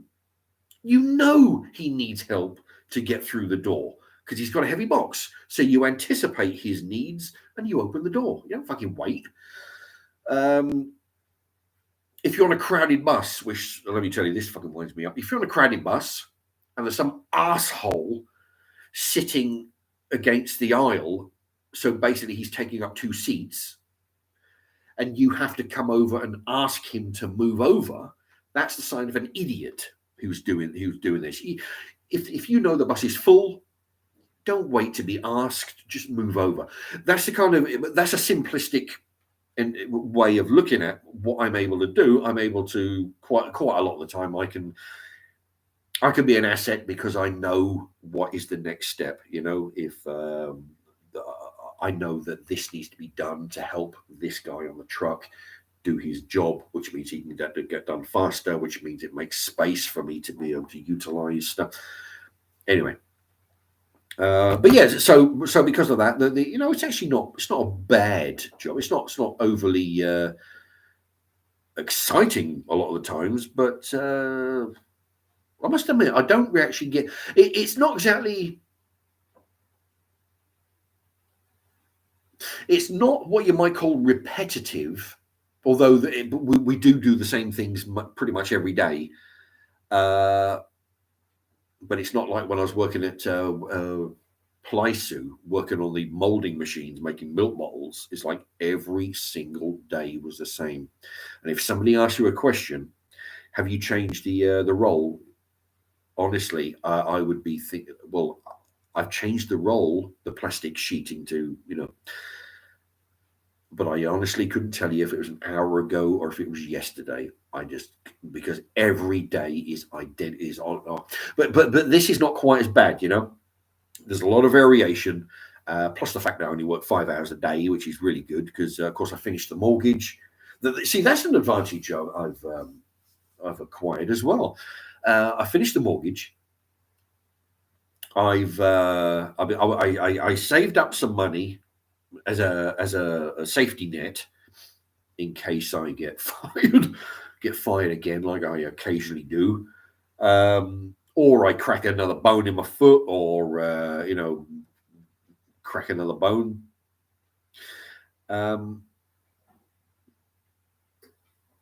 So I'm reading somebody's comment there, Barry. No, I haven't been in prison. So I've saved up some of that. I've got about 200 quid's worth. Yeah, I've showed you on my in my playlist the Doomsday Prep. Where I saved up the £1 stamps. You can buy them from Tesco. You can buy them possibly in Iceland. They used to do those, but you can get from the co-op, some co-ops. You give them a quid, they give you a stamp, you lick the stamp, put it in the book, and it's like a savings stamp, savings book. So you go in and you buy groceries and stuff with the thing. Anyway, I've got a few £100s of that as a safety net for the next time I'm injured and fucked up. So I'm in a fairly, good, as long as I don't go, mad buying jet skis and shit, but I don't buy a lot of stuff. If I do, I mean, I'm one of these people. Oh my god, I've got clothing that I've had for years, but basically I wear, say, t-shirts, and when they start getting holes, I change the reason why I wear the t-shirts. I'll wear a t-shirt to go out somewhere, to go to work, walk out in the street in a t-shirt. Then it starts getting ripped up. I'll use that t-shirt to wear to work, or to when I was training, or if I'm working in the allotment. I just change the I wear them until they rot off me, until they until they fall apart, and then I go down the charity shop and spend £3 on a new shirt. Well, a new shirt for me, second-hand shirt, but yeah. How did I get onto that subject? I can't remember. See, that's the thing. That's what vodka does. It gives you, you go into a ramble, and then all of a sudden, I go, how the hell did I get onto that subject? I can't remember. Funky Stretchum. Yeah, referring to myself as the asset before that jumped.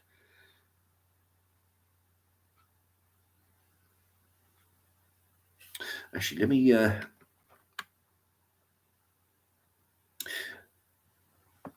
Peter Dawn, you've got good initiative. Not many people do these days. That's the word. Thank you. Initiative. Yeah. I do. I mean, I do seem to. Yeah. I described it as being able to think, which, not everybody has, and that really gets me when I work with people like that. They're just, but yeah, initiative. That's a better word for it. Yeah, I'm able to anticipate. I mean, if I know exactly, like a guy with a box, I'm anticipating his needs. He needs to get through the door. I don't need to wait for him to ask. It's the same at work. I don't need to be asked. If I've got nothing to do, I've seen people. We've had people come in. I've seen people. If they've got nothing to do, they don't have it in their head to find something. They'll stand there. They've literally stood there, like fucking with their phone, playing with their music, waiting for somebody to come around and give them another thing to do. And I said to one guy, I said, listen, well, you can do something for me if you want to make yourself look busy. Look, listen, grab a broom, and I'll say, look, I'm not winding you up. It is actually an important job, right? What I need you to do is to take this broom and go around the floor and just, sweep the floor. One, it makes you look busy. Like the boss is looking at it through the window and think, he's not thinking to himself, why the fuck am I paying this guy? You're doing something, okay? And two, we get a lot of fragments broken off of pallets, little tiny wood chips, little bits of rubbish, little bits of plastic. They get jammed under the wheels of the pallet truck.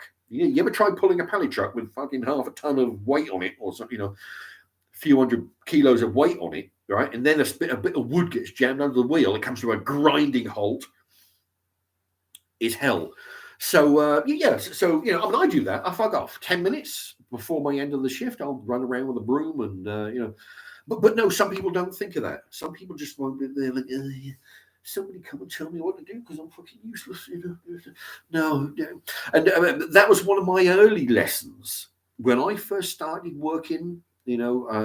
Some guy who'd been there a while, who wanted to share his knowledge with me as a kid, said, don't allow the boss to watch you. You know, don't let him stand. Don't let him see you standing around, because he'll be thinking to himself, why am I paying this goof to stand there? I'm paying this guy. I'm not paying him to fucking look at the ceiling. I'm paying him to, you know. So if you've got nothing to do, either grab a broom. The floor don't need sweeping. Fuck it, just sweep it anyway, right? Make yourself look busy. Or one of my old favourite tricks, another trick. So if there's, you know, with a broom is if you. Well, I've done this loads of times. You start a new job. The guy who's training you is fucked off for half an hour, and he's got the, you know, or somewhere, and you're standing there waiting for him to come back. You know, you got nothing to do. You're looking like a goof. Just go to somebody and say, listen, do you want a hand with whatever you're doing? Do you want me to tie this box? Do you want me to sellotape it up? Do you want me to, you know? So basically, you're helping a guy, possibly making a new workmate. You're definitely looking busy, and you're hopefully learning a new skill, learning another aspect of the job. You may be only doing it for 3 or 4 minutes while you're waiting for your regular guy to come back and give you a box full of stuff to do. But you've gone over and you think, okay, all right. So what I'm doing, putting in a box, send it down there. Right? Then he deals with it, and then he does. Well, I've just sealed it up and I've just put a label on it, and right. So that's the next step. You've learned something. It's a thing that kids don't know anymore. They need to be told. I've gone into my local chicken shop, right? It's called Favorite Chicken, right? Oh, she doesn't work in there because they doesn't work in there anymore. But there was a girl. She must have been 16, 17. You can tell just by looking at her. There's nothing between those ears, you know. And what they did, they needed somebody to work the till. All right. So what she would do, she'd fucking just stand there, looking at the ceiling. Oh, shit. And then a customer would walk in. Oh, okay. What would you like? You know. And if there was no customer there, she'd be like, yeah. Meanwhile, of course, I go in. All right, and you know, suddenly snap her out of her little daze that she's in, and I'd get my chicken burger, right, stand up against the wall there, and you know, against the table, and eat the thing. Go to the bin. The fucking, you know, the bin is overflowing, right, with rubbish. It doesn't occur to her. Okay, there's no customers about. What I'll do, I'll give the floor a sweep. I'll wipe the counter down. I'll go change the rubbish bin because the fucking thing's full up and overflowing. No, don't do that. I'll just stand there and just wait for the customer, because that's all they said to me to do. Just stand there when the customer comes in, take their money. No, I'd be, you know, if I was on the counter, right? I'd be making sure that I'm actually showing the boss that I'm worth paying to stand there. But no, I'll be doing it. I'll be looking at the bin. I'll be right. Okay, is the floor clean? Is there any fucking chips all over it? Somebody spilt the chips and trodden them into the floor. Right, okay, get that swept up. Lit a bin, clean the table. You know, the countertop. Look at the inventory. Okay, you know, because basically they're standing in front of the till, in front of the customer. Behind them is the trays where all the chicken is stored. You know, in those hot cabinets. I'd be in there. Okay, okay, we got 2 portions of onion rings. Okay, is that going to be enough? I don't know. I'll have a chat with the guy. Listen, what do you think? You've been here a while. There's only 6 onion rings. We can have a run on those because it's coming up to midday. I mean, there's people, you know. There's only 2 chicken legs in there. You know, there's quite often people come in and ask. You know, you'd find something to, you know. Anyway, but that's the thing. Yeah. So yeah, and it infuriates me being around people like that, because I look, you know, I figure, wait a minute, we're getting the same fucking wage here, right? I work on my ass off. I'm making sure I'm filling up. I mean, I'm that kind of a guy anyway, right? I don't like to be idle. I mean, don't get me wrong. I'll stand there and chat with somebody for 5 minutes, shoot the shit, and, you know, drink a cup of tea. but I won't sort of spend ages just taking the mick, just standing around, just chit chatting and bullshitting about. I like to be active. I like to be on the go. So when I figure I'm getting paid a certain amount to do this, and then I'm watching a guy fucking with his phone, right, texting people and listening to his music, and and he's handing out with his arms folded, and he's getting the same money as I am.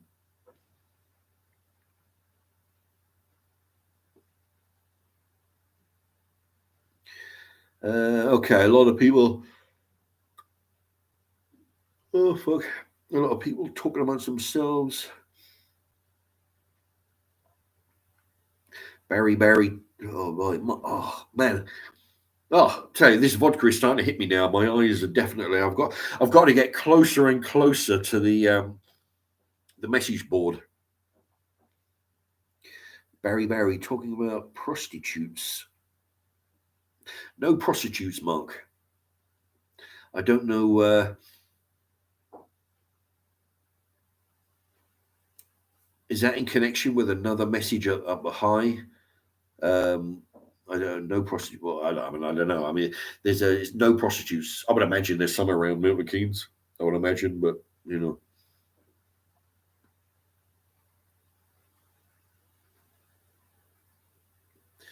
Michael Neal. I'd feel like a test doing this.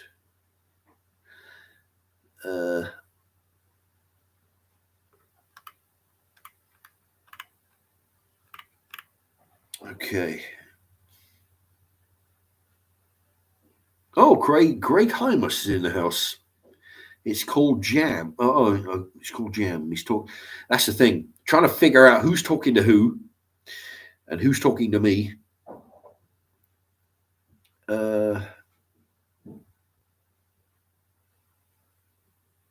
Billy Fawkes.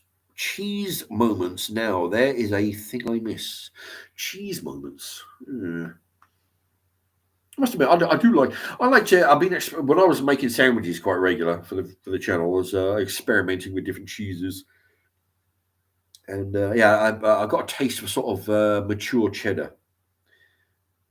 But it's thin slices. But you use the potato peeler to scrape the block of cheese. Comes wafer thin. Yeah, I mean, you'll see that on my sandwich videos.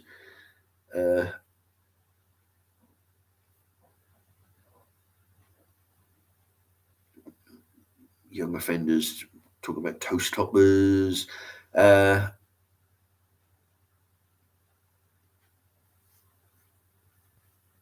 Oh, Barry. Yeah, I was talking about saving money and not spending it on silly things. So I said no prostitutes. Yeah. I don't know. Well, that's the. I was going to say, how much does a prostitute cost nowadays? I would imagine it depends on the area that you live at, or the quality of the merchandise. No, but no, my brother told me once that he went with a prostitute. Yeah, but I never. Mind you, I mean, technically, I mean, what the definition of a prostitute? You pay them for services, but I mean, if you go out on a date with a woman, you buy, you go to movies, you buy, fancy restaurant, and they put out at the end. Basically, you've done the same thing but gone a different route. Technically. Billy Fawkes, scampi fries and bacon. Okay, Funky Spectrum. Mark, can we do a bit here where everyone in the room gets to ask one question and you have to answer quickly? Oh, all right. So instead of going on a rant, yeah. I mean, if anybody's got any questions, I'll try and do a. I could try and if they're coming in thick and fast, I'll try and give a very quick answer, I guess. But people don't seem to like quick answers. I don't like quick answers. If I'm asking a question, I want details. I hate one word answers out of people. But yeah, okay. I'll try and do Funky Spectrum. Yeah, a lot of people have questions. Okay. Uh, Dave says most cheese tastes of rubber. Yeah, I don't like that stuff. That Welsh cheese. Some people buy me Welsh cheese when they go to fucking Wales. I hate that. It comes back and it's like whiskey cheese. It's like, ugh. I just like regular cheese, but different varieties.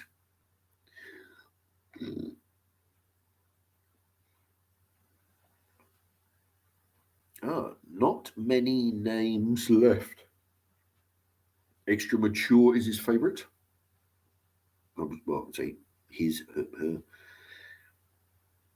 Dan Tronic. Mark, what did birds eat before humans invented bread?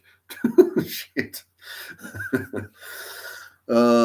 Actually, yeah. Well, actually, that they would probably at the grain, which is one of the main ingredients of bread. There you go. They would have ate the grain before, before the bread got invented. Yeah. So it's like eating the bread, but eating it in its original form. Uh, Billy, do we think in a language? Do we think in a language? I don't know. Are you talking about that voice when you're thinking to yourself and you're talking in your mind? Well, if I'm thinking, say if I'm assuming I'm not speaking out loud, thinking, okay, right, I need some bread, right, I need some beans, I need right, I get some bacon. If you do it in your head, yeah. I suppose I understand in English. I don't know whether I can't. I'm not sure. What's the word? Speaking in my mind. Shit. Fucking feeling the effect of this vodka. Yeah, I'm not sure. I think. Oh, there you go, Billy. I'm not sure I think in a language, but I definitely understand what I'm thinking. If that makes sense. Barry, I like mental. That is the best cheese. Billy Fawkes, Mud. Mud. There is a movie called Mud. It's got Matthew McConaughey in it. Yeah, it's called Mud. It's quite a good movie, actually. He's a criminal on the run, and I think he's held up in a boat, and a kid comes along and brings him some supplies.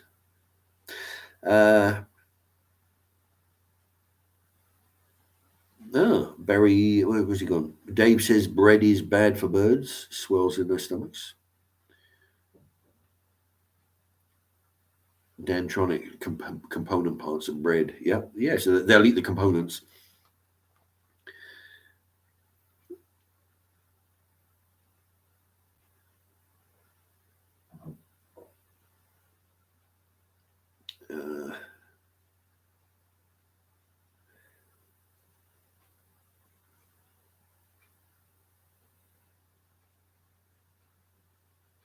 Barry. Where's he gone? There's a boat in a tree.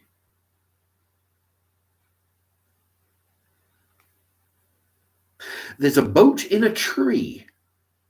That, you know what? I think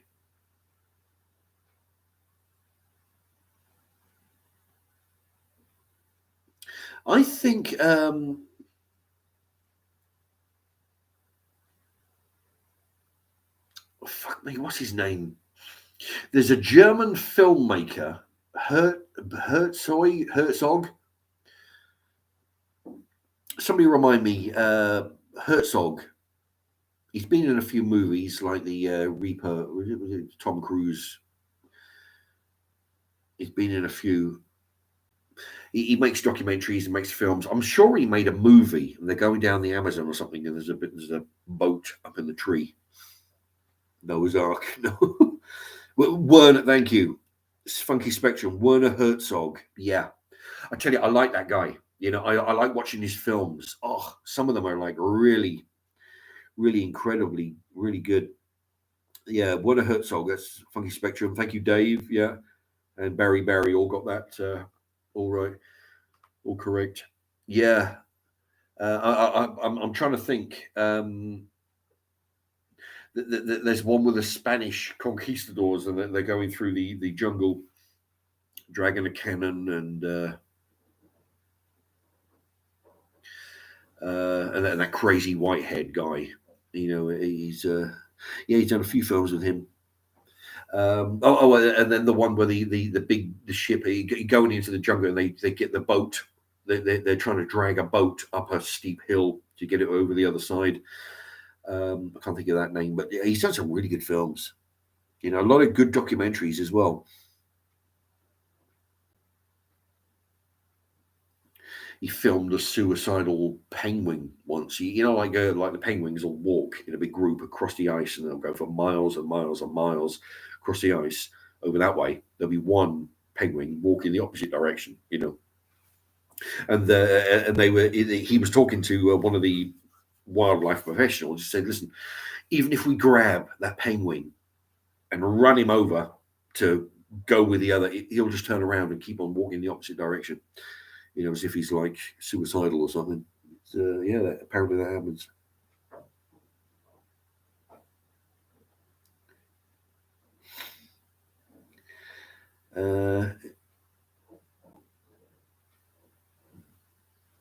It's Funky Spectrum. It's called Aguri, Agguire, Aguirre,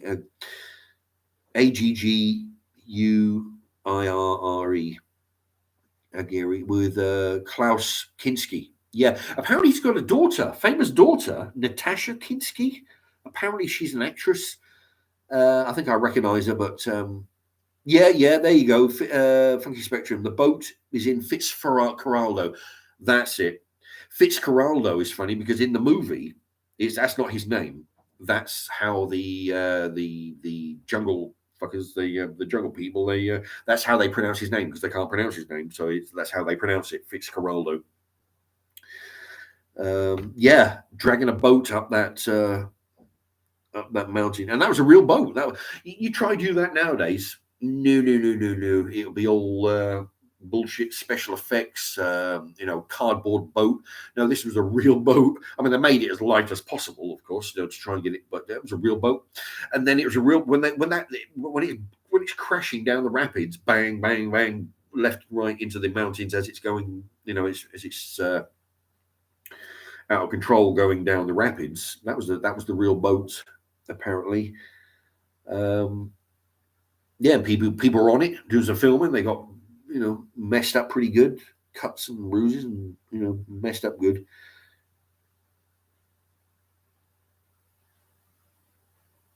Very, yes, Mark. We should have a watch party of those two films. Yeah, I tell you, there's two films that are really good.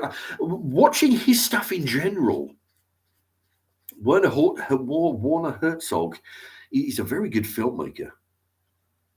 And of course, being German, because he admitted himself, he said that what he does, what he used to do, was he would go into a movie, say the Tom Cruise Jack Reacher movie. Herzog played the villain.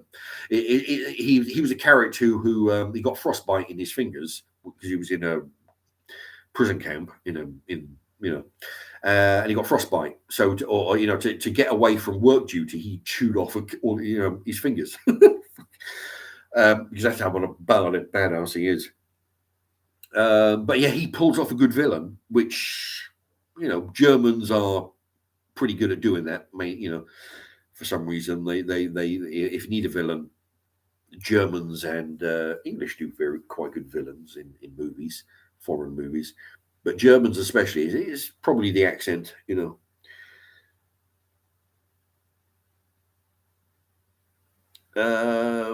Funky Spectrum, yes, that is in Encounters at the End of the World. Yeah, he filmed a gay penguin too. I've heard of that. I mean, you get gay horses, gay animals. Yes, it's a crazy world.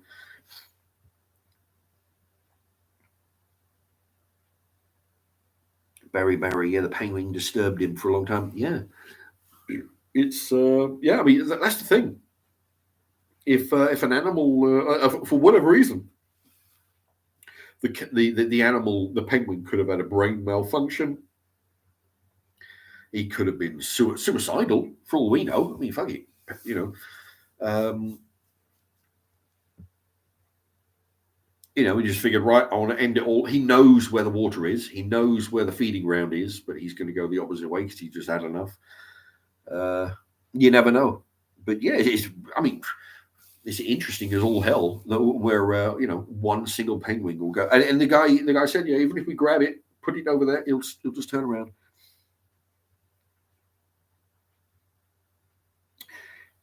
King 857, do you like African food? Um, I don't know. I'm not sure we've really had African food. I've had Chinese, or chinks, as we like to refer them. Uh, American food. Well, that's the thing. In England here, we have lots of different countries' food, but we have we have English version of those foods. I've heard of Chinese in England. They can't eat. They don't go to Chinese takeaways because their food is shit. Apparently, it's catered for the English taste buds. You get a real honest to God Chinaman going from China to an English Chinese takeaway. They wouldn't recognize the food. It's just So yeah, I mean, I like different countries. I'm not really one of these. I want to experience different cultures, meet different foreign people, try their food and their cultures and the way they live. And I don't give a shit. I'll eat the food as long as it's catered for the English, taste buds, which normally means bland. But yeah, so African food, I don't know. For me, it would just be food. I figured, well, beef is beef, pork is pork, chicken is chicken. Put some different sauces on it, great, But at the end of the day, I mean, we've got here in Milton Keynes, we've got at the city centre, we've got this restaurant which I used to go in there quite well, not regularly, but once in a while, because it was an all you can eat buffet. So what I used to do was to go to the Poundland, buy a few bottles of those little drinks, those 500 milliliter drinks, go in there, buy one drink because they sting you on the drinks, right? And then just go in there, top up while nobody's looking, top up my glass out of the couple of bottles that I brought, and then try all the food because they got like 8 different countries, all the food there, everything from pizza to why anybody would go to an all-you-can-eat buffet to eat pizza. Well, actually, I've done it in Pizza Hut, but they only do pizza. But you go around, you try. I'll try 5 different. I'll have 5 different chicken on my plate. Chicken with curry sauce, chicken with Hungarian goulash sauce, chicken with sweet and sour sauce. Fried chicken, boiled chicken. 5 different chickens on my plate, along with some beef, along with some pork, and along with some sweet corn, along with everything piled up there. Doesn't matter to me, as long as it tastes good. Damien, Herzog and Kingsley notoriously did not get along with a set of Fitzgeraldo. Yeah, one of their movies, Kinski apparently was shooting his rifle around, narrowly missing people. So, and he threatened to walk off the set. And Herzog allegedly got the rifle and said, "Yeah, you can leave, but you'll be dead by the time your boat gets to the end of the turning." Like this, which is one method of Interesting style of negotiation, I thought. You know. Yeah, rice and beans from Billy Fawkes. Yeah, rice and beans. Yeah, simple, nutritious. I've done it. You get a plate. You whip up some rice. Um, say rice with some kind of meat. Okay, rice and shredded up bacon. Rice with I've always said, you get some awkward bastard will leave one sausage in the fridge, right? It was no good. So either you take that, you cook it up, you slice it into tiny pieces, throw it in with the rice, whip it all up, throw a tin of beans in there, got yourself a feast. Quincy 111. Oh, he's talking to Fitz, talking to Funky Spectrum. All right. Dan Tronic says barbecue. Yeah, barbecue's good. Yeah, I'm not big on cooking on barbecues. Actually, I've eaten on barbecues, and as long as somebody who knows what they're doing is cooking, it's great. But it's a good way of undercooking stuff. I prefer to use the oven at home. You can regulate the heat. You can get everything cooked through. Oh, what's this? Oh, my eyes. Batesy Boyo, evening Marco. Are you still friends with Chris the Butcher? Yeah, well, actually, that's the thing. I haven't watched his channel for ages. Not since. I must admit, I wasn't too thrilled with his reaction to I did like John Cena. Now you see me, now you don't. I painted myself black. Well, not or black and white, black, not blackface. It was a Halloween. It was old boggy character, basically black with white eyes, white round the mouth. And because I was a regular viewer and commentator on his channel and vice versa, people were asking him his opinion on what I was doing. And the fact of the matter is, I was trying to show people it's not the end, because this is when the big hoo-ha and blackface was going around. I see like people like it's not the end of the fucking world. The roof isn't falling in. I've just painted myself black. It's Halloween. It's old boggy. League of Gentlemen. Take your pick. It's not the end of the world. Get over it. Just fucking move on. And of course, the heat was coming. People asked him his opinion, and the fact he was backpedaling. It seemed to me he was backpedaling quite a bit, trying to distance himself, rather than say, I judge people's reactions by how I would react. Okay, if like for example, like in this example, Chris the Butcher, if him or anybody else who I was a fan of painted themselves black and did a live stream or a video, and people asked me, "What is your opinion on it?" I said, "Well, I don't care. I think it's funny. I think it's great. If he wants to do it, marvelous. As for the reason, ask him." Okay, that would be mine. That would be my thing. I say, "Look, why are you bothering me? I don't get offended by this shit." Okay, if you want to know, if you want a reason for it, ask him. I'm sure he's got a reason for it. He'll give you an answer. But no, he was obvious when I watched his reaction to it. He was trying to distance himself. Like, right, listen, no, I don't want to. Listen, no, to be a fucking man up. Just tell the fucking grow a pair. Don't be sort of shitting yourself and sort of, oh no. Listen, don't associate me with him, please. No, fuck off. Just say, look, I'm fine with it. If you have a problem with it, go take it out with him. But it's when people start shitting themselves. You see it with people, you see it with politicians, you see it with everybody, film stars. If anything goes wrong, everybody sort of backing up. Yeah. I tell you, listen, I've got nothing to do with this. But no, just have an opinion. You don't have to like what I'm doing. Just say, listen, it doesn't affect me. It doesn't bother me in the slightest. If you want to know what's going on, ask Mark. Don't bother, But no, he didn't. So yeah, that kind of was disappointing.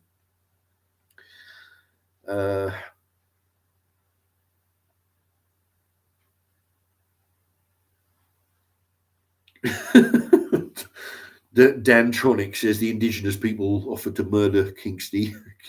Kingsley.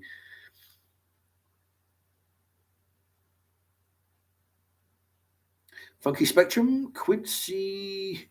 Yes, of course, mate. 100% a great man and an internet legend. You talking about Quincy or talking about me? Oh, it could be me. I'll assume it's me.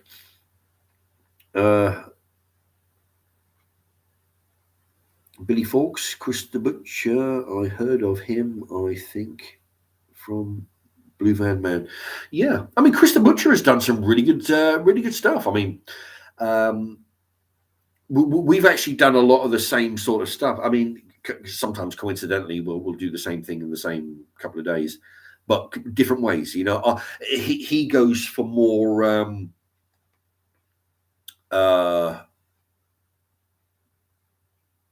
I don't know how to describe it. You know, big and tasty, whereas I go for wholesome and healthy and wholesome, healthy and cheapness is the main focus of what I do.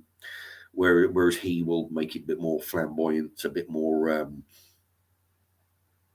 you know, I don't know, a bit more. I don't know what the word I'm looking for, but yeah, sometimes we do the same thing, but from a different angle. You know.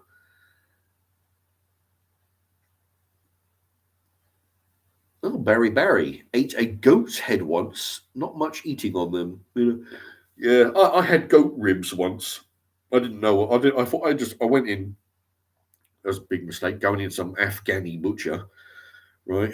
Going in there, ordering some rib. You know, well, but not ordering some ribs. But buying some ribs, and I took them home to cook because it was a butcher. You know. And yeah, there's fuck all meat on them, right? And I went back and said, "What kind of?" He said, "Oh yeah, they were goat." You know, well, I had no idea. I just assumed ribs were from beef, from a cow. Yeah, so not much meat on a goat rib anyway. King 857. Do you not like colored people? Hmm.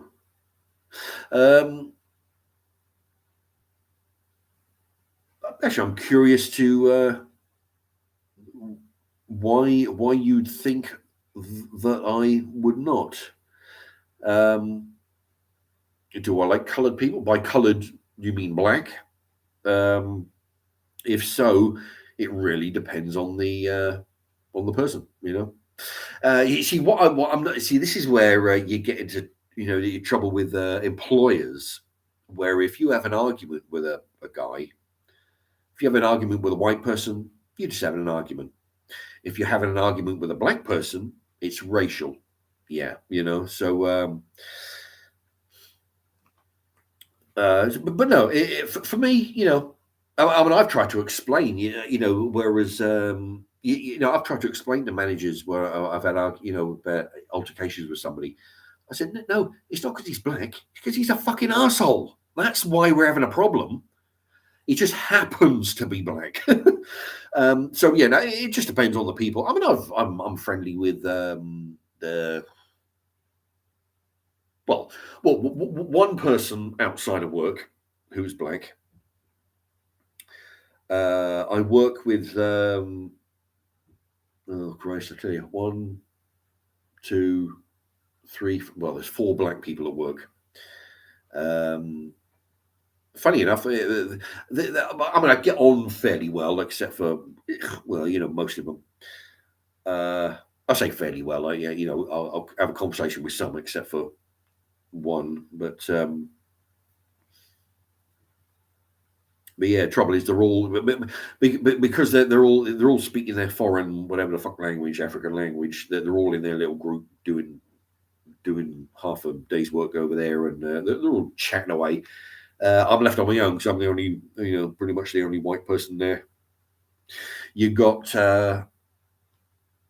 yeah, so you got like was it 1, 2, yeah, 4, so you got 4 black ones all talking over there in African.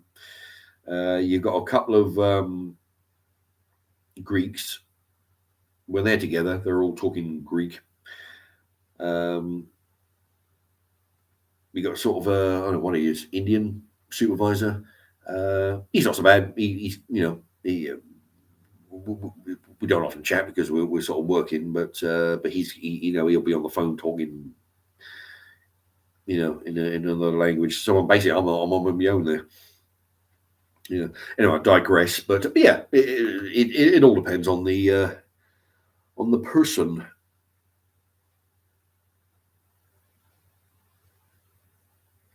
Okay. King 857 has another opinion. I think you're a decent guy, but unfortunately, I do think your views on certain things are outdated. Just my opinion. He goes on to say, I understand what you're saying. I think the race thing can go too far, but painting your face black is offensive. No, I disagree. It may be offensive to you because you think that you should be offended. You think it's right and you think it's proper and you want to fit in with all the offended people. I think you're only offended because you think that you have to be offended. Painting my face black is offensive. I disagree because it wasn't Halloween, but when I did it, it was around Halloween. It was within a few weeks of Halloween. I explained to a lot of the listeners or the viewers. Well, yeah, okay. You're white, by the way. You say, which is more reason not to be offended. Why the fuck are you being offended on behalf of? Okay, that's one thing I don't understand. Why white people get offended on behalf of? See, what you're saying is, from what I'm reading into, not just this, but in general. You say you're being offended because I painted my face black. So what you're saying is, as far as I can tell, black people are too stupid to be offended for themselves. So you're going to be offended for them and point out what a bad person I am or anybody else who paints themselves black because they're too dumb to realize it. So it's up to you, the white guardian, to point it out for them. So they're too dumb to be offended. They're not offended. They're too fucking stupid to be offended, as far as my reading of what's this conversation. So it's up to you to be offended on their behalf. That's how I see it. Okay, I could be wrong, but I see that a lot. White people get offended on behalf of. So basically, what they're saying is they're too fucking stupid to realize that people are making fun of them. So I'm going to, be offended on their behalf.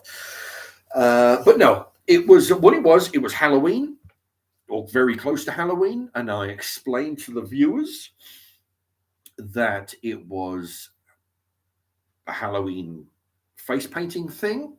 It was in recognition of the Jeeves and Wooster characters of Old Boggy in their TV show. It was a montage, or an homage to the League of Gentlemen, Papalazou, a character in their TV show. Nobody complains about them, about the League of Gentlemen. Nobody complains about them. Nobody complains about Jeeves and Wooster, about their Old Boggy, but they'll complain about me. Apparently, I'm the bad guy. So that was the reason. It wasn't like, hey, look at me, black people are fucking dumb shits, and I'm going to paint myself black to show it. No, that wasn't the case. It was Halloween, and it was on two popular TV shows, which nobody has any problem with, except when I do it. So yeah, I don't buy. I'm sure you're a great person, but I don't believe. I don't buy the thing where you're offended. I think you should be offended, which is why you say that you're offended. Because you like a lot of white people. They want that they need to fit in. They if you're not offended, then you're one of the bad guys. No, I'm offended, so I'm with the group of people who are. If you're not offended, you're with the bad people.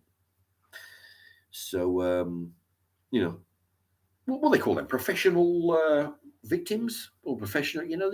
You've seen the types. You got people anyway. No, I'm sick of it.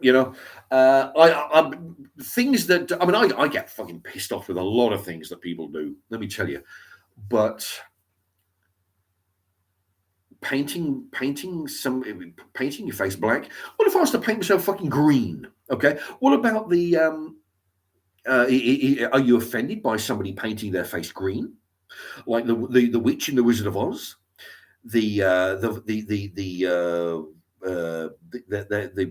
black woman who painted her face green in the Star Trek movies? The Chris Pine, the later movies. Well, she was dating Spock. Doctor Spock. Was she green? No, wait a minute. She's not green. No, what the fuck am I talking about? There's another in. No. It's the same woman. I think it's the same woman, but in the Galaxy, the Guardians of the Galaxy, you got that woman who's green, a black woman who paints herself green. Is that any different than a white man painting himself black? One nationality painting themselves to look like a different nationality or a different species in Guardian of the Galaxies. Is that any more offensive? Are you offended at that? Are you,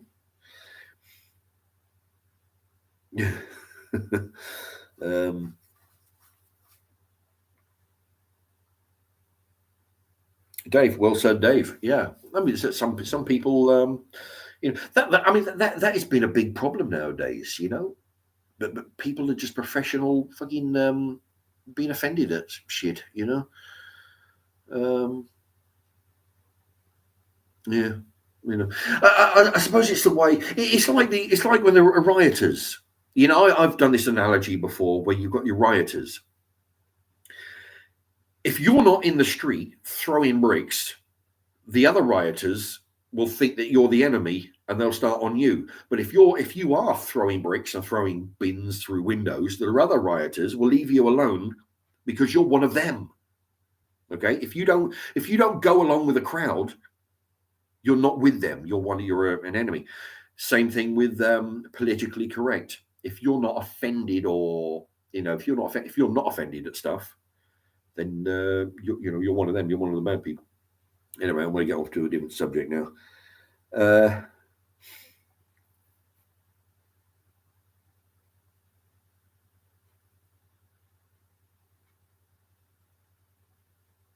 Okay. Well, King 857. You not saying I was offended, but I could see how black persons would be offended.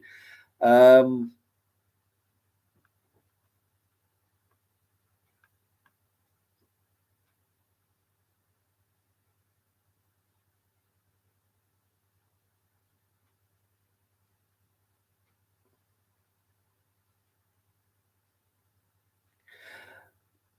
but earlier, I understand what you're saying. I think the race thing can go too far, but painting your face black is offensive. So you did say that it is offensive. Okay, but yeah, if you've changed your mind after what I've said, great. But you did say it was offensive. That all right, but I'm glad I've swayed you. um,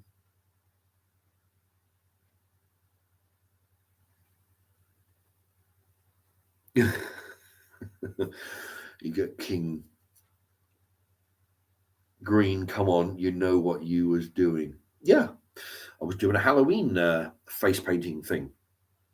Is it that strange that somebody would want to paint themselves to look like a demon or a ghost or a spooky entity around the Halloween, which is what that day is all about? Dressing yourself up as a ghost or a witch or a zombie or a mummy or a ghost. Is that so strange to understand? But people read racial stuff into everything. It's a Halloween thing. You dress up like a ghoul, a ghost, a witch. Chimney sweep. Yeah, I could have been a chimney sweep for all you know. Thank you, Billy Fawkes. There you go.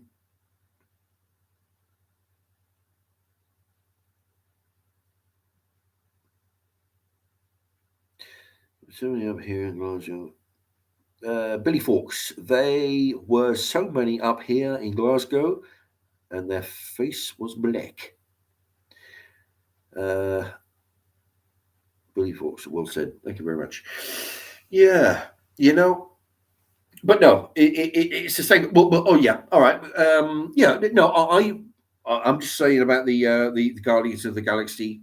You got one person in one race painting themselves to look like a different race, from black to green, a green alien. In my case, white to black. Eddie Murphy, he's done the same thing. He's a black man. He did a comedy sketch where he was done up in white. To go around the streets and basically live a day as a white person and listen to people. You know, there's a comedy sketch. Who's that English black man? He was married to Dawn French. He was on Tiswas. He used to do the condensed milk on Tiswas years ago. Lenny Henry. Just remembered before anybody writes it in now, just in case. Oh, thank you, Fletcher O'Brien, O'Rourke, Fletcher O'Rourke. Yeah. Well, yeah, one down. Thank you very much. Yeah, one down, three left. Lenny Henry, thank you, Billy Fawkes, Peter Brown. Lenny Henry did the same thing years back in the 80s, the 90s. He was in a feature film. It was basically, it was a fucking stupid fucking. He's a guy. He's being chased by. I can't even remember, but he's being chased by some baddies, and he has to use his skills at disguise to evade the bad guys. Probably some mobsters want to kill him for some bullshit reason. We've seen that story 100 times, right? So he paints himself black, white. He passes as a white person for a while. Nobody says a fucking thing about that. No, Lenny Henry, because Lenny Henry's black, Eddie Murphy's black. They can do what they like. You can't be harassing them with racial bullshit like you can with the white guys. No, you go from black to white, perfectly fine. White to black, racist. Oh dear. You see, you got to be consistent with. See, I would have a lot more respect for people if they had consistency with their outrage. You can't be outraged on this and not be outraged on the other. You've got to be consistent. You'll get a lot more respect. But if you only go after the white guys for black in their face, and not the white guys whiting up. There was a movie. Lenny Henry did the newscaster Trevor McDonald. Yeah. And there was the famous. There was the funny thing where they tricked him. Lenny Henry's doing his Trevor McDonald thing, right? Or as news at right. Here's the news, and then the real Trevor McDonald come over, tapped him on the shoulder, and said, "What do you know?" Lenny Henry stood up and said, "Father, how are you? How are you today? How's like this? Like he was his son." What was it? There's the Wayans brothers. There's two American comedian, the Wayans brothers. They did a whole bunch of Living Color. They were in a TV show. They did a film called White Girls. There were a couple of black guys. They got two black men whiting up as white girls to get into a college or evade the bad guys or something they were doing. Nobody says a fucking thing. Black men whiting up. That's fine. But everybody starts fucking shitting themselves with, they're losing their minds because a white man does it. Be consistent with your outrage. That's all I ask.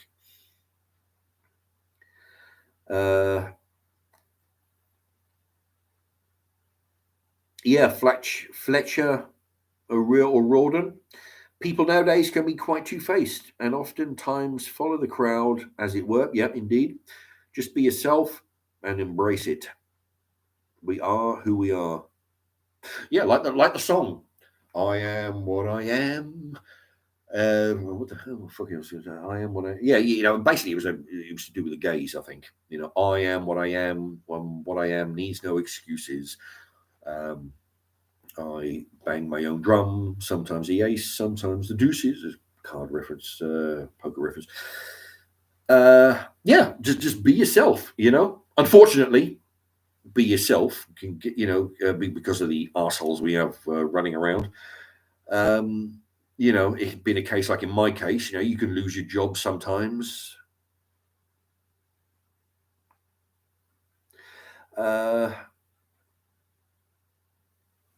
Oh, Peter Brown. Why do you think that is? Oh, you mean with the double standard? Well, because we're in a culture now where black people, if you criticize black people, you're racist. Which is why Kamala Harris gets away with all her bullshit, because she wasn't chosen on her merit, on her qualifications, on her ability to do the job. She got the job because she was black and female.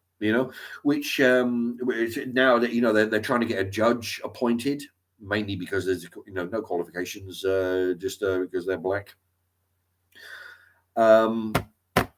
Yeah, we're living in a culture where if you insult or criticize or ask for credentials from a black person, that's racist. But of course, the other way round, we're in a culture where white is bad. White people are evil. White people are racist. White people deserve everything they get. So it doesn't work the other way. You can criticize a white guy all you want, which I've seen. It's happened to me. Yeah, and unfortunately, the sooner it's over, the better.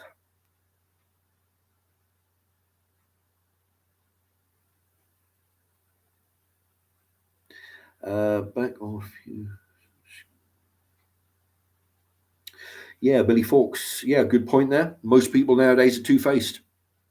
I mean, yeah, I mean, you see it. You get into a conversation with it. If you're in a big place where there's a lot of people going around, I've had it where I've been in a conversation, right, with say, a conversation, and there'll be the times this has happened. I swear to Christ, they'd be like, yeah, the thing is, I got home last night, and I was looking at my neighbor who's black. Anyway, he was doing this, so he was fucking around, with his rubbish bags and stuff. Oh yeah, they'll do that. They'll and yeah, oh yeah, I've had it the other way where they'll be talking away. Who's Polish? Yeah, like this. Oh yeah, it's so fucking cringy. When they'll do that. That before they can even go any further, they have to make sure. Okay, there's none of them around. Actually, that line was in the. We talk about the white girls, two black men dressing up as white girls in a movie, and what they were doing was they're all in a car. The two black men dressed as white girls and two real white girls who were in the car, and they're singing along. And the two black men as black girls, the Wayans brothers, they're singing away to some rap songs, saying, "Yeah, nigger put a cap in my ass" and all this. And the two black girls, what the fuck? And the two black the Wayans brothers dressed as white girls said, "It's all right. There's none of them around." And they're like, "Oh, okay, well, fair enough." That's what it's like. You can talk as long as none of them are around, like this. It's cringe. I sometimes I'll say stuff possibly inappropriate. People seem to think, but I couldn't face myself in the mirror if I was one of those people, who said, "Yeah, my neighbor, who's black, by the way, like." Get the fuck out of it. I couldn't look at myself in the mirror but being that fucking cringy and scared. I couldn't face being that scared all the time. I mean, don't get me wrong. I mean, there's I don't always go out and deliberately offend people. I just do it. It just comes naturally. It's just something I'm able to do. It's a gift. I can do it without realizing sometimes, and it can be get you into trouble sometimes. But what are you going to do? I tell people which is why I think. Oh, hello, Joanna B. Hello to you. Welcome. Been a while.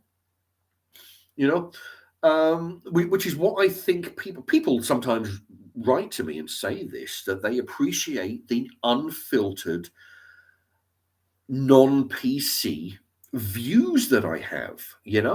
I don't consider. I mean, to some people, these views are wrong. Some people find these views outdated. Um, Personally, well, what they call a spade a spade. You just say it how it is, and if you don't like it, you can get the fuck out. Just yeah. But I just say it how it is. It's very and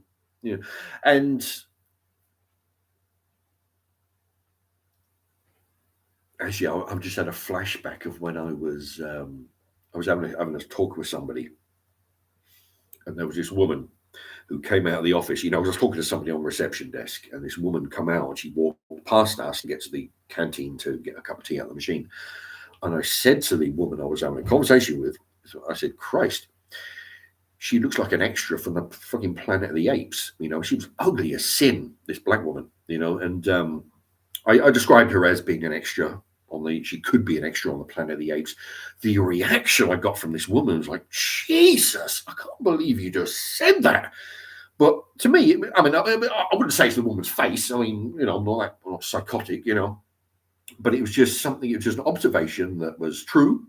And I thought kind of comical to, come out with this. But I'm not usually that sort of, I'm not a vindictive kind of a person. I wouldn't say to her face, and it was funny because I was saying it behind her back, But no, I like being unfiltered. I like being able to say what I think, and I like the fact that there are people out there, the majority, not everybody, but who listen to my stuff and who think on the same wavelengths. It shows me that I'm not alone out there with my train of thought, with my thought process. There are other people who think the same way, who are like-minded.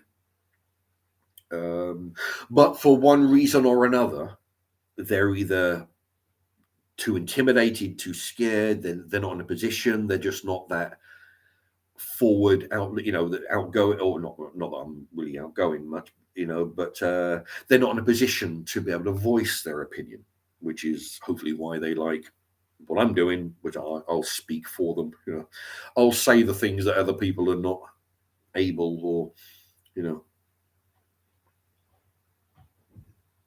Peter Brown, I definitely agree with that, Mark. Your appeal is that you say what you think, and I don't agree with your points entirely, but I respect them. Thank you very much. That's Peter Brown. That's Fletcher. Oh, I tell you what, I always have trouble reading that. Fletcher O'Riordan. Society nowadays is a lot more timid, if that's the right word, as in you can't get away with much anymore. Comedy jokes and things the same as 10 years ago. Yeah, no, you can't get away. I mean, when I was a kid, you can basically do whatever you like. I mean, say whatever you like to a black person. Nowadays, no, they just don't seem to see the funny side of anything anymore. But yeah, I mean, and that's what gets me though. It's not just that you can't offend black people anymore because they take offense. It's the fucking white people who take offense. If the black people don't give a shit, the white people are ready to jump up and take offense for them.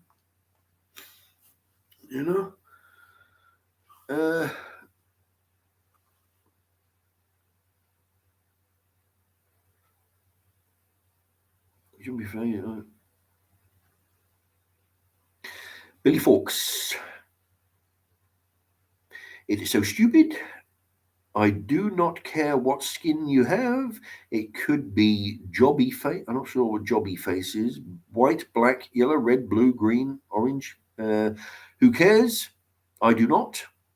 If I like a person, I like them. Enough said. Yeah. Well, yeah. I mean, I've got my views on foreigners and everybody else who's unlike me. But yeah, with me, I'm pretty much just the same. You know, I mean, I you know, I don't know why particularly people think that I'm against black people. I'm not really against. I'm against foreigners fucking my shit up. You know, when they're coming over. But I normally, if I dislike somebody, it's normally because they're an asshole, in my opinion, and they have, I just don't. Some people, you can't get on with everybody.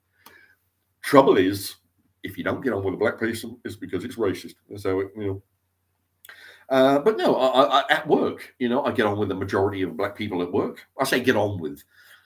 I can work around them. I can deal with them. I can work with them.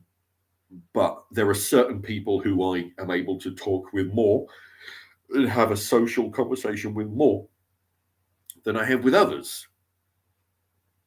It's purely because some people you click better with others than others. It's not really a racial thing because they're all four of them are black, but just I seem to be able to. Yeah, I can have a conversation with. I mean, one of them's a brand new guy. He's been there a week. He seems decent enough, but I can chat. I'm better. I'm better at communicating with 3 out of the 4. It's one of those things, King 857. What's your opinion on dwarfs?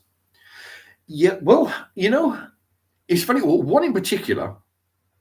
What's his name? Peter Dinklage. I'm a big fan of Peter Dinklage, not just his Game of Thrones, which I'm a fan of his work. I'm a fan of his work in there. But I mean, I've been a fan of his for a bunch of movies in the past, years and years ago. But he seems to think that there's something wrong with the new. Apparently, they want to bring out a new Snow White and the Seven Dwarfs, which apparently they want to use a Mexican girl as Snow White, which is what the fuck? I mean, Snow White, she's as pure as the driven snow. Well, that's more for a different reason, but she's white.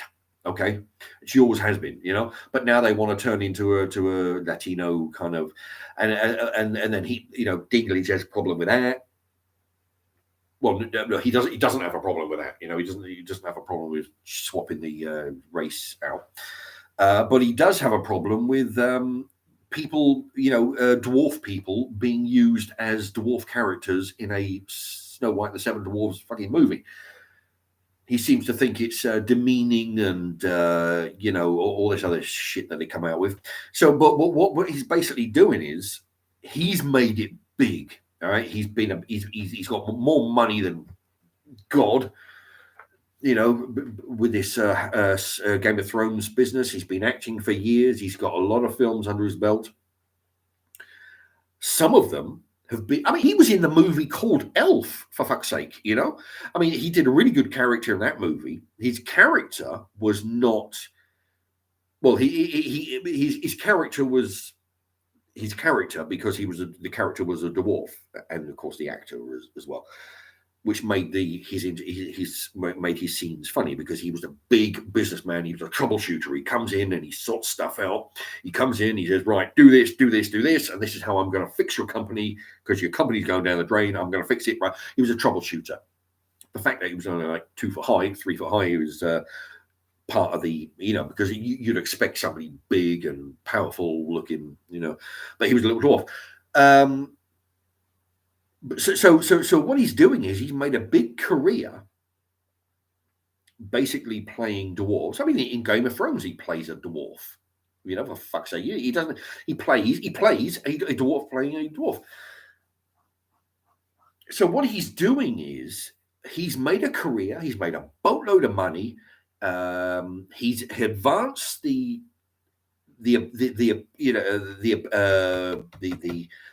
look of dwarves in movies. They're not just like in the old days. The only job a dwarf could get was the Wizard of Oz, and every Christmas they were playing dwarfs with Santa. It's the only gigs that a dwarf could get. Okay, but he has broke the mold because he's been in bunches of movies where he's not playing a dwarf. He just happens to be a short guy playing whatever character he is. It's just that in Elves, he played a dwarf. So effectively, what he's doing is he's made a career. He's made a very good career. He's made a lot of money. He's been very famous. And now what he's doing, he's trying to.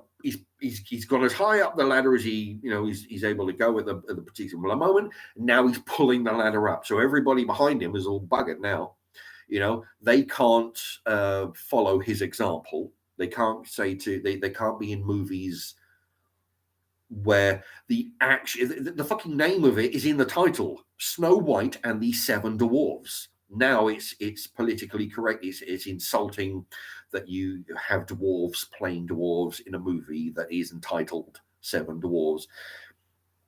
So he's got some big fucking opinions, big high and mighty opinions for that guy. I mean, so like I say, he's climbed the ladder of success, and now he's yanking the ladder up, saying, "Fuck you," you're on your own. Lost a bit of respect for that guy after that. I'm a big fan of his work, but when you've got that guy pulling that kind of shit, who needs that? If anything, you'd think that he would possibly use his money, use his influence to get other films made with dwarf people, but not necessarily playing dwarfs in the film. They're playing. I mean, look at Danny DeVito in Taxi. He's not a dwarf, but he's definitely a short guy in Taxi. And all the movies that I can think of that I've never seen him playing a short person. I've seen him playing regular characters like any other actor would do. Just he happens to be a small man. He's a small actor. But his small actor is not playing the part of small characters. I don't know if that makes any sense. It's like, yeah. Every film he's gone and done, he's played a regular role in a regular way. He just happens to be a short guy. So maybe Dinklage could open the door for other poor fuckers out there who are struggling to do anything else other than Christmas movies. Okay, use his money, his influence, his power in the Hollywood system to say, okay, well, listen, we've got a film over here. I've got a few actors in mind that would be great for the part. Okay, they just happen to be small people. It's like when it's like any movie. If you watch a decent movie, the actor is perfect for the role. He just happens to be black. She just happens to be female. We didn't jam them in there because they're female like they're doing with the Star Wars. All right, we're not gender swapping or color swapping or all this. Just jam them in there to tick some boxes. They're the perfect person for the role. They just happen to have this quality of being black or female or short. It has nothing to do with their ability to play a role. Unless the role explicitly calls for a black man to play the role. Or a woman to play. One of the big examples is the first Alien movies, Ripley. Nowadays, you have to have the woman. She's fighting 20 people to get through a house, and she's using kung fu, and she's shooting guys, and she doesn't break a sweat, and who's that? The woman on the Star Treks and any other Star Trek, Star Wars, and any other role where a woman is supposed to be a strong character. They're beating up 30 guys and fucking whipping down ropes trying to get from one building to the other, and they're fighting dinosaurs and whatever the hell else. It's all shit. right? When you look at it's because they're making characters unbelievable. When you look at Ripley, she was a cabin person, right? And then she turned into the hero of the. She just happens to be a woman. It quite have easily been a man, which sometimes it is. The man is the hero, but she's the great hero. She just happens to be a female. So I'm all for that. Just get the perfect person for the role. Anyway, so that's. I seem to do that a lot. I've got one. What do I think of dwarves there?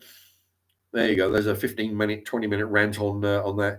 I'm fine with dwarves and little people and midgets and whatever the hell people call them, as long as they're perfect, as long as they're good for the role. I don't give a shit, because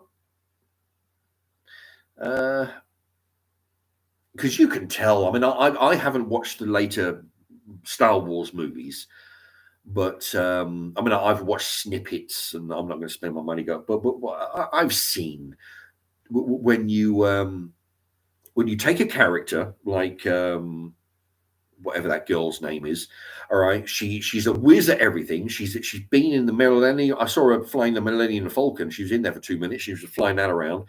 Put a lightsaber in her hand, and she's fighting. Darth. The guy with a mask, Han Solo's son, who ends up killing him. Right, that guy. She's having fights with him like she's a wizard with a fucking lightsaber. She's never had a lightsaber in her hand, but now all of a sudden she's a wizard and she's fighting a grand master at combat with a lightsaber. It's when you get a person who's not good for the role and they jam them in there, and no.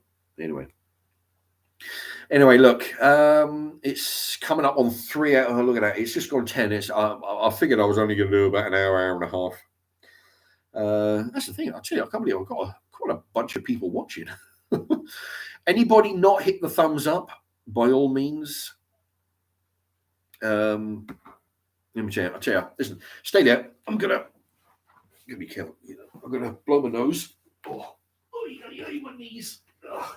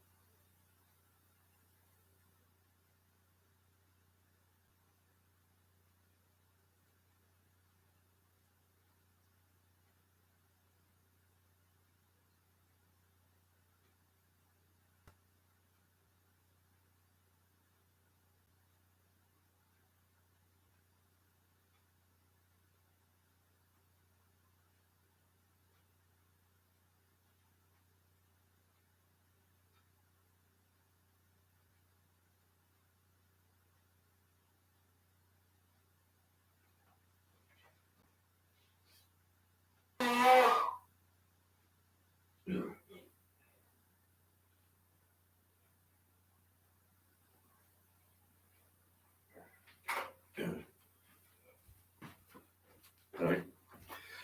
Oh, right. Eye is back. Yeah. Nose was getting a bit blocked. Yeah, actually, yeah, right. Billy Fawkes. I've just read your first part, but I think I know where you're going. Billy Fawkes. There is a dwarf village in China, and it looks great. Mushroom houses and a factor, an X Factor stuff going on. Can't believe you Google it. I know what you mean, because I actually saw that on it was on what was that Carl Pilkington Idiot Abroad show. What he did, well, when he took Warwick Davis, another little midget fella. He took him along, right? And they went to that village, and what it was it? Yeah, I'm sure. Yeah, and Warwick Davis actually, and there was I think he had Warwick Davis wasn't impressed with it at all. He didn't think it was a very good thing. But there's another example of these poor fuckers. They're trying to get by. Okay, they're living in a little village. They're getting tourists coming in, and that's how they make a living. This is one guy, Warwick Davis, who's climbed the ladder. All right, he's done a whole bunch of movies, some more popular than others, Star Wars and Willow being the two most popular. But then he's been in a whole bunch of other stuff, mainly playing little demons and stuff. But there's a guy who's climbed the ladder, and now he's trying to pull the ladder up for everybody else, so nobody else can climb it. Because he goes in the thing and he's putting these people down because of the way they make a living, right? They've been dealt the shit hand, right? If you're like 2.5 foot tall, you're pretty limited in the amount of jobs that you're, basically the only jobs you've got are playing dwarves in Christmas movies and, being shot out of cannons and stuff, or throw the midget games and that. But you're pretty limited, right? So, and this guy has the audacity to, put these people down for the way they earn a living, considering that he's made a living by playing dwarves.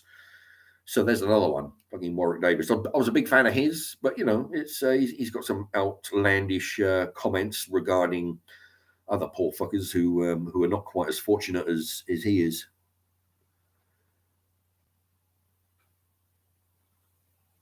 Yeah, or Billy Fawkes. Yeah. Star Wars. I've not watched the Harry. I think I've watched the first Harry Potter. I don't know what they're up to, about 5 or 6 now, or whatever the hell. I watched the first one. Wasn't really into it. But yeah, I understand that he's in that. Willow. I like Willow. But yeah, you can't do that. I mean, you can't make a living playing parts that you got because of your, say, for want of a better word, birth defect. Okay, and then criticize everybody else for trying to do the same thing. It's just not on.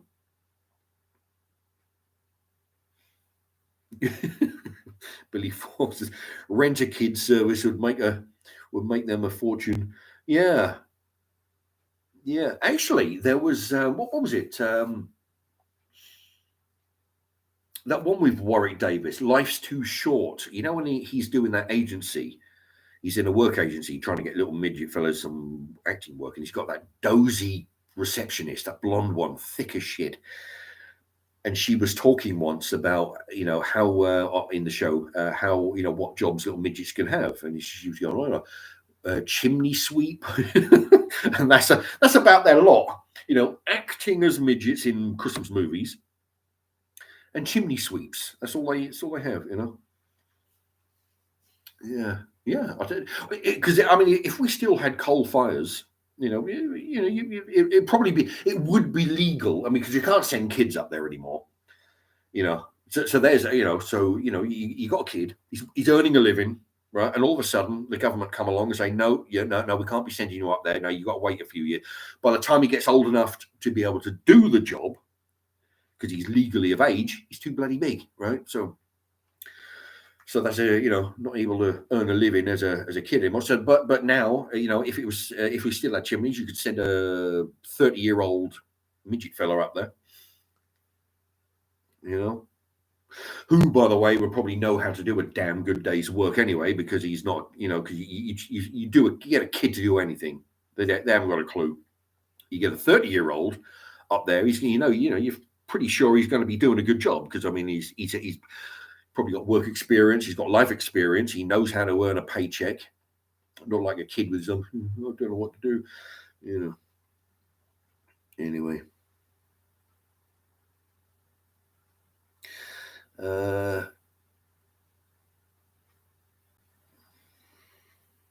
Billy Fawkes shot out of shot out of cannons. Yeah, just like in Wolf of Wall Street. There was a scene in that where you've got where what they do is these people got more money than they know what to do, right? So they're hiring some midgets, and it's such a funny conversation they had in the room about don't look at them in the eye because they'll fucking go crazy, right? Just you got to keep them under control, to keep them in the corner, just keep them drunk, give them loads of money, and they'll, and they were talking about the thing where they grab a midget and they got him covered in Velcro and they sling him up against, a target, Yeah, they shoot them out of cannons and.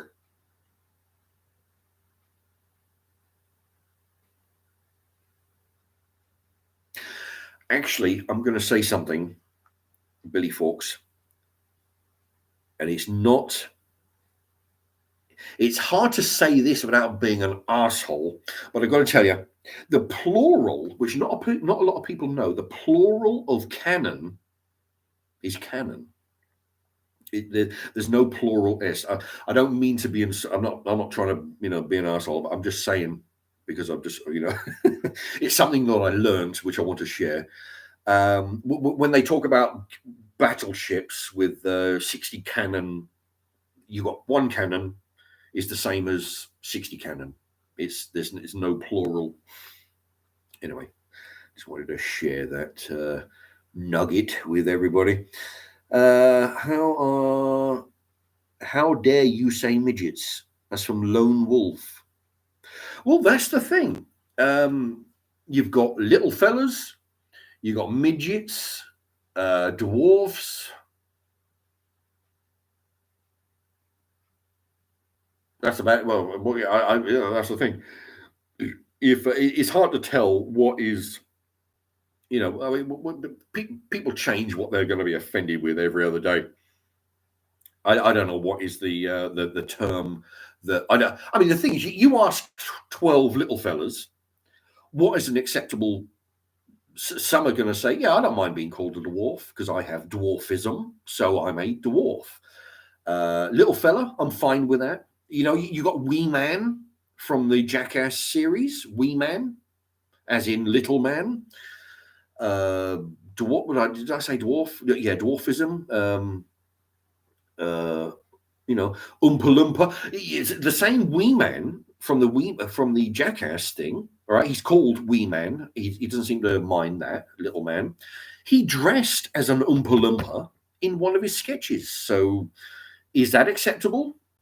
Oompa Loompa? Probably not. But but if you ask a whole bunch of them, if you've got two, they'll all come up with a different answer about, yeah, I don't mind being called this, and I'd rather not be called that. But yeah, this is fine if in an emergency, you can call me that. Yeah, Billy Fawkes, wee man, little fellas. Yeah, I mean, they'll all have a term which they'll be okay with, and it's hard to tell which one would be okay with whichever ones, because you remember, I mean, dwarf is basically short for dwarfism, which is an ailment that keeps them at a certain height and whatever, proportions. Dwarfism shorted to dwarf. It's not a derogatory term.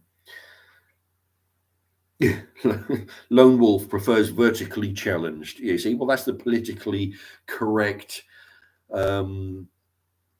don't think of me as a bad person way of describing it. Yeah, vertically challenged. Where I might be visually challenged. I wear glasses. I don't wear them indoors, but I wear them out.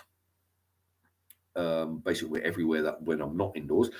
Yeah, vertically challenged. A bald person. No, sorry, visibly challenged. A bald person would be follically challenged. I've heard that silly word used. Yeah, you've got various other challenged.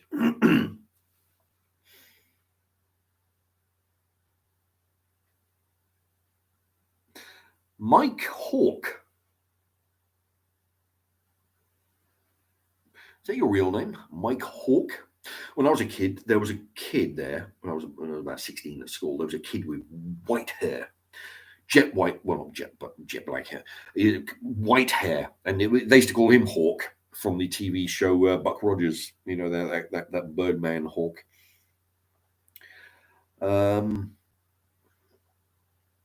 Hey, Mike Hawk says it came from your friends Gina Taylor.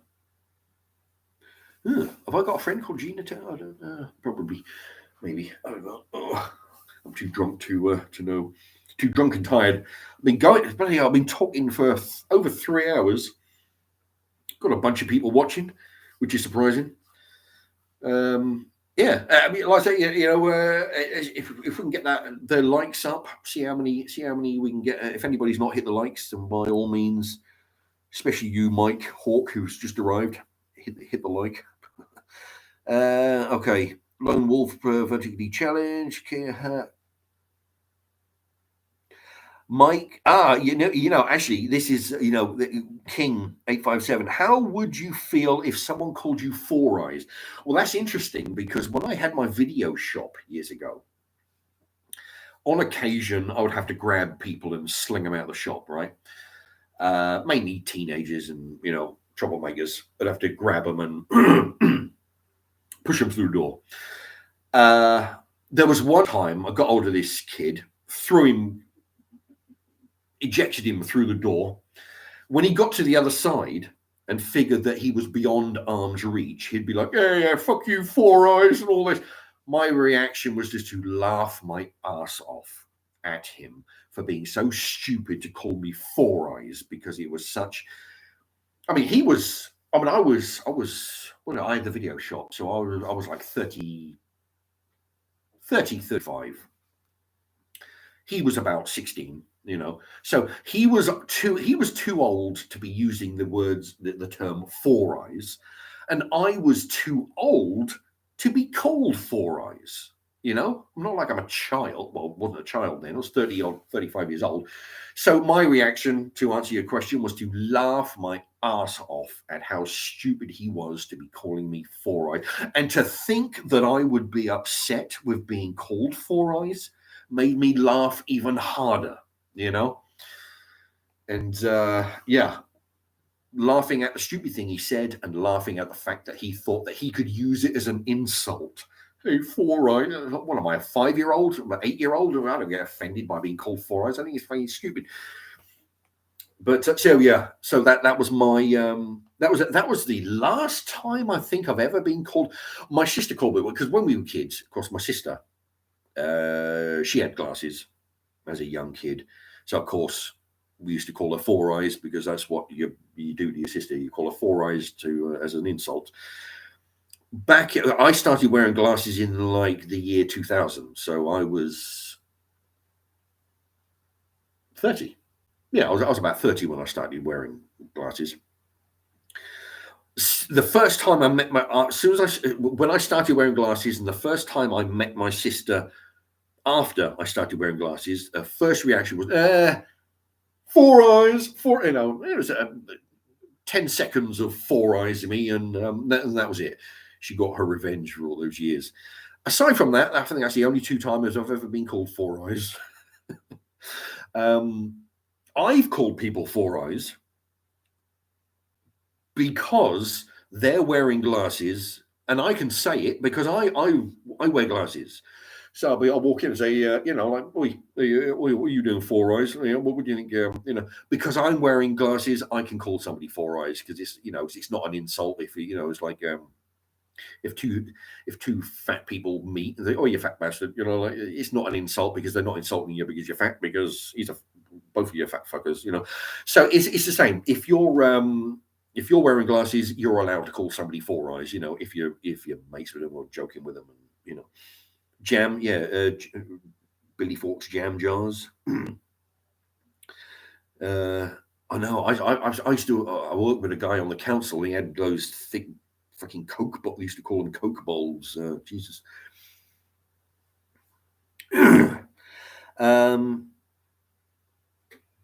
Okay.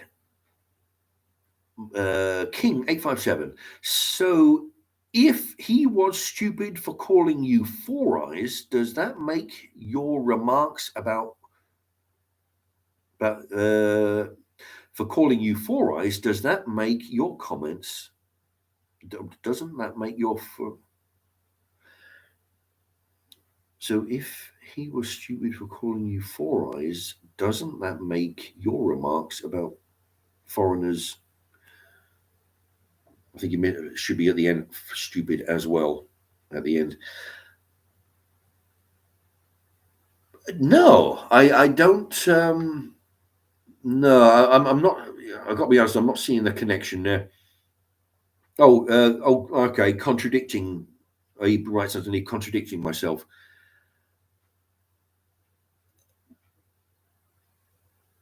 No, no. Him calling this kid calling me Four Eyes because he thought it was an insult. He thought I'd be insulted by this. No, I just felt that was a stupid thing to do, and it was stupid to think that I would be offended by it. That having a relation to my remarks on foreigners is for a different reason. I don't know. I don't see the connection, but I have a problem with foreigners for a totally different reason. I don't know. I would say I don't see the connection. I'm not sure. Maybe I'm just not reading it right. Maybe it's the vodka. I just don't get the. Pete and Dawn, did you ever have any ginger friends? No. I mean, I've worked with. I had a conversational relationship at work. I didn't work in the same department as this ginger woman, but when we met, this is when I was smoking. So when we used to meet out in the smoking area, we'd chat. No, I don't get to meet too many ginger. There's not many ginger people around actually. I mean, they're very, very small, as I understand the numbers, the statistics, or their general the numerical number. What the fuck am I talking about? There's not many of them around. I do see them now and again when I'm walking around, and I tell you what, there's nothing worse than a ginger baby. My God. I saw one the other day, little chubby baby, ginger. It looked like a mess. Of course, the mum looked like a mess as well. She was, she was, she was ginger as well, and she was kind of out of shape. But no, ginger. Yeah, but there are some, not bad looking ginger, or redheads as they sometimes called. But oh my God, ginger babies. They're just ugh. In fact, it was funny. I was talking to a Polish person when I worked at John Lewis, and he described them as because he said he was talking about I don't know, we've got a conversation about whether they have ginger people in Poland, and he said, "Oh, ginger people have no soul." But fucking hell, that it struck me as like that sentiment is pretty much universal. I don't know what country you go to, ginger people have no soul. But that was what he said, and it struck me as being pretty funny that a Polish person would say that.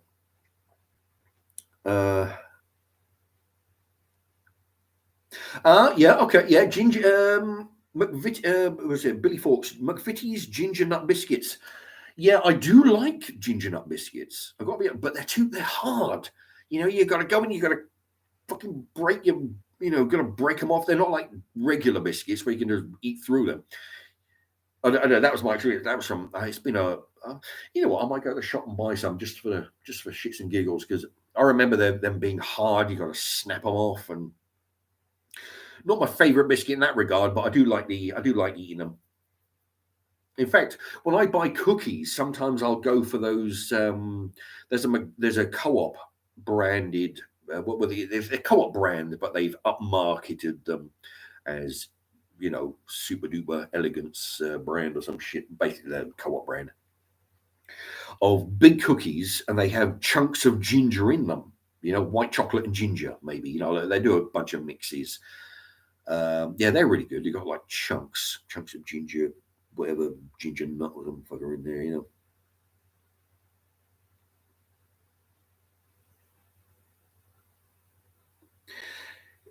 See, that's the thing. King's saying. King 8857, if I'm not allowed my opinion here, then I'll happily go. Doesn't bother me. See, that's the thing. No, what I was trying to get to you was I didn't understand the way you phrased your comment about you're equating somebody calling me Four Eyes with my opinions on foreigners. what I was trying to articulate was I didn't see the connection. You can have your opinion, and it's quite evident with the fact that I'm not, I haven't barred anybody today. And George C was around earlier. He's a moderator. As far as I can tell, he hasn't barred anybody. No, the fact that you're still able to comment is testament to the fact that you are allowed to express your opinion. But what I'm saying is, I didn't understand the connection of the two, the glasses, the four eyes, and the foreigners. That's I just didn't understand the connection. Can't be a good yeah. No, I'm a big fan of King. I'm a big fan of the ginger biscuit. It's just I don't like the hard biscuits where you have to, really crunch your way through them. But once you get to crunch them, once you get to bite a big chunk off, they're great. Do them in your cup of tea. Actually, that's interesting. Yeah, because I think because the digestives, they had a tendency to snap off, and then you got a big load of sludge in the bottom of your tea. Then they come up with rich tea, which hold together. They're really good. You can dunk them in there. They hold together while they don't fall apart. Ginger biscuits, I think I've done that in my tea, but it doesn't really soften them up much. I mean, you've got to really soak them in there. But that's from years ago. I can't remember. Maybe they've changed them. Billy Fawkes. Yeah, it takes 2 dumps in the tea. Yeah, if you dunk them in too much, they do. Yeah, that was the thing. You pick them up and half your biscuit would fall in, and you got to be all that sludge at the bottom.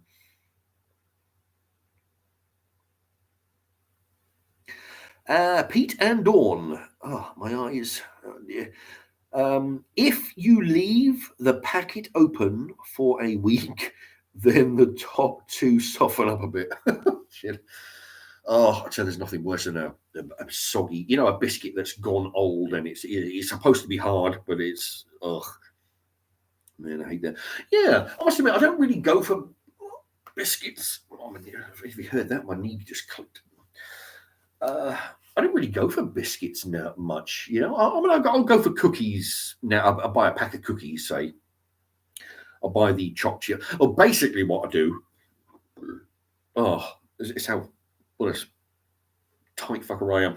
I'll go into the co-op or any shop, and I'll look and I'll look at all the biscuits I want or I would eat and I like. I'll go on £2. Fuck. Right, 250. Piss off. Right. Oh, they're £1. I'll have those. Right. I'll choose them on price. Out of all the ones I like, I'll narrow them down on price. That's why. That's I like Oreos. I like those. You got the. I've tried the different flavors of those. I only buy those when they're on special. They're £1. I'll buy wagon wheels. I like those. I'll only buy them when they're £1. I wait till they're on special. Or I like custard creams. But I end up buying the 60, 70p co-op shop brand. They're not as good, but they're edible, but not as good as the top brand. But top brand are out of my price range. But no, I'm not. I'll buy biscuits, but normally it's the shop brand or the ones that are on special, down to £1, which kind of limits your because there are a lot of biscuits out there that I would eat if I wasn't so tight, and I'd be willing to spend the money on them. But I'm just not, so I just buy the cheap biscuits.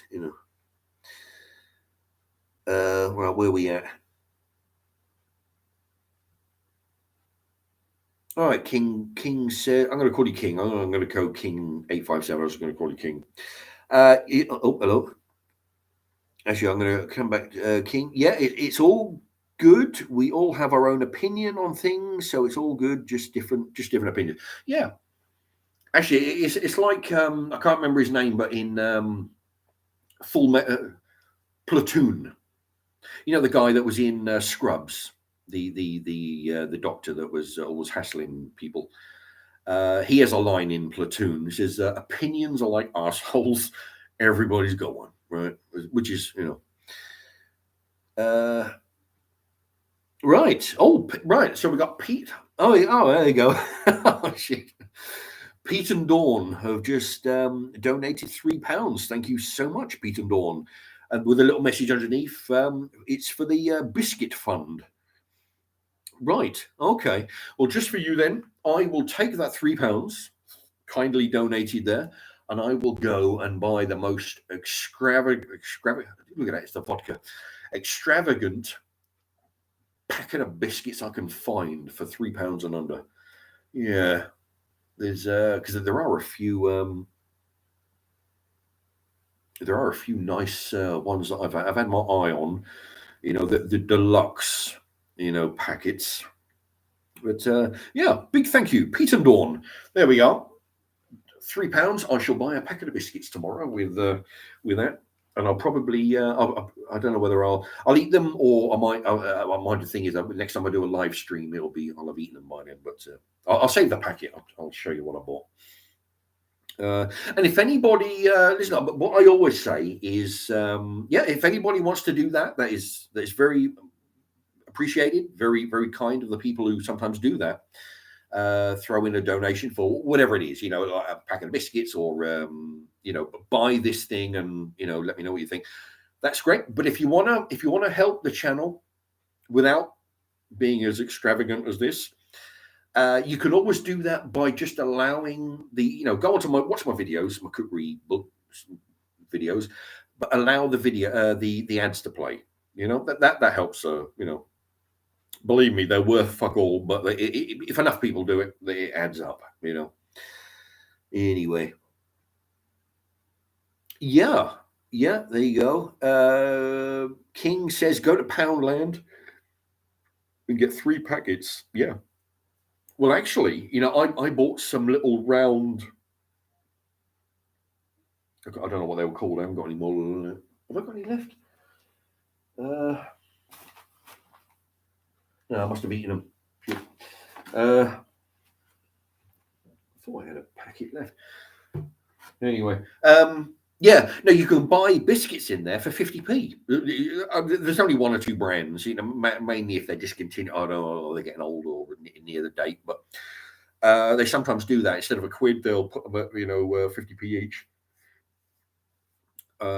Yeah, that's a good. But yeah, if they're not, you can buy regular biscuits, all kinds of stuff for a quid, or sometimes do multiple packets for a quid, that kind of stuff. Yeah, Pete and Dawn. Yep, I'll most likely, because the thing is, if I save them, it'll be a few weeks before I do another live stream. So I don't want to wait around that long to eat the packet of biscuits. They'll be sitting there calling my name from over there. And nobody wants to, watch me eat. Well, nobody wants to hear me eat a packet of biscuits. It's going to get a bit messy if I start, doing a live stream and talking while munching on biscuits. So what I'll do, I'll eat them and I'll save the packet and show you and everybody.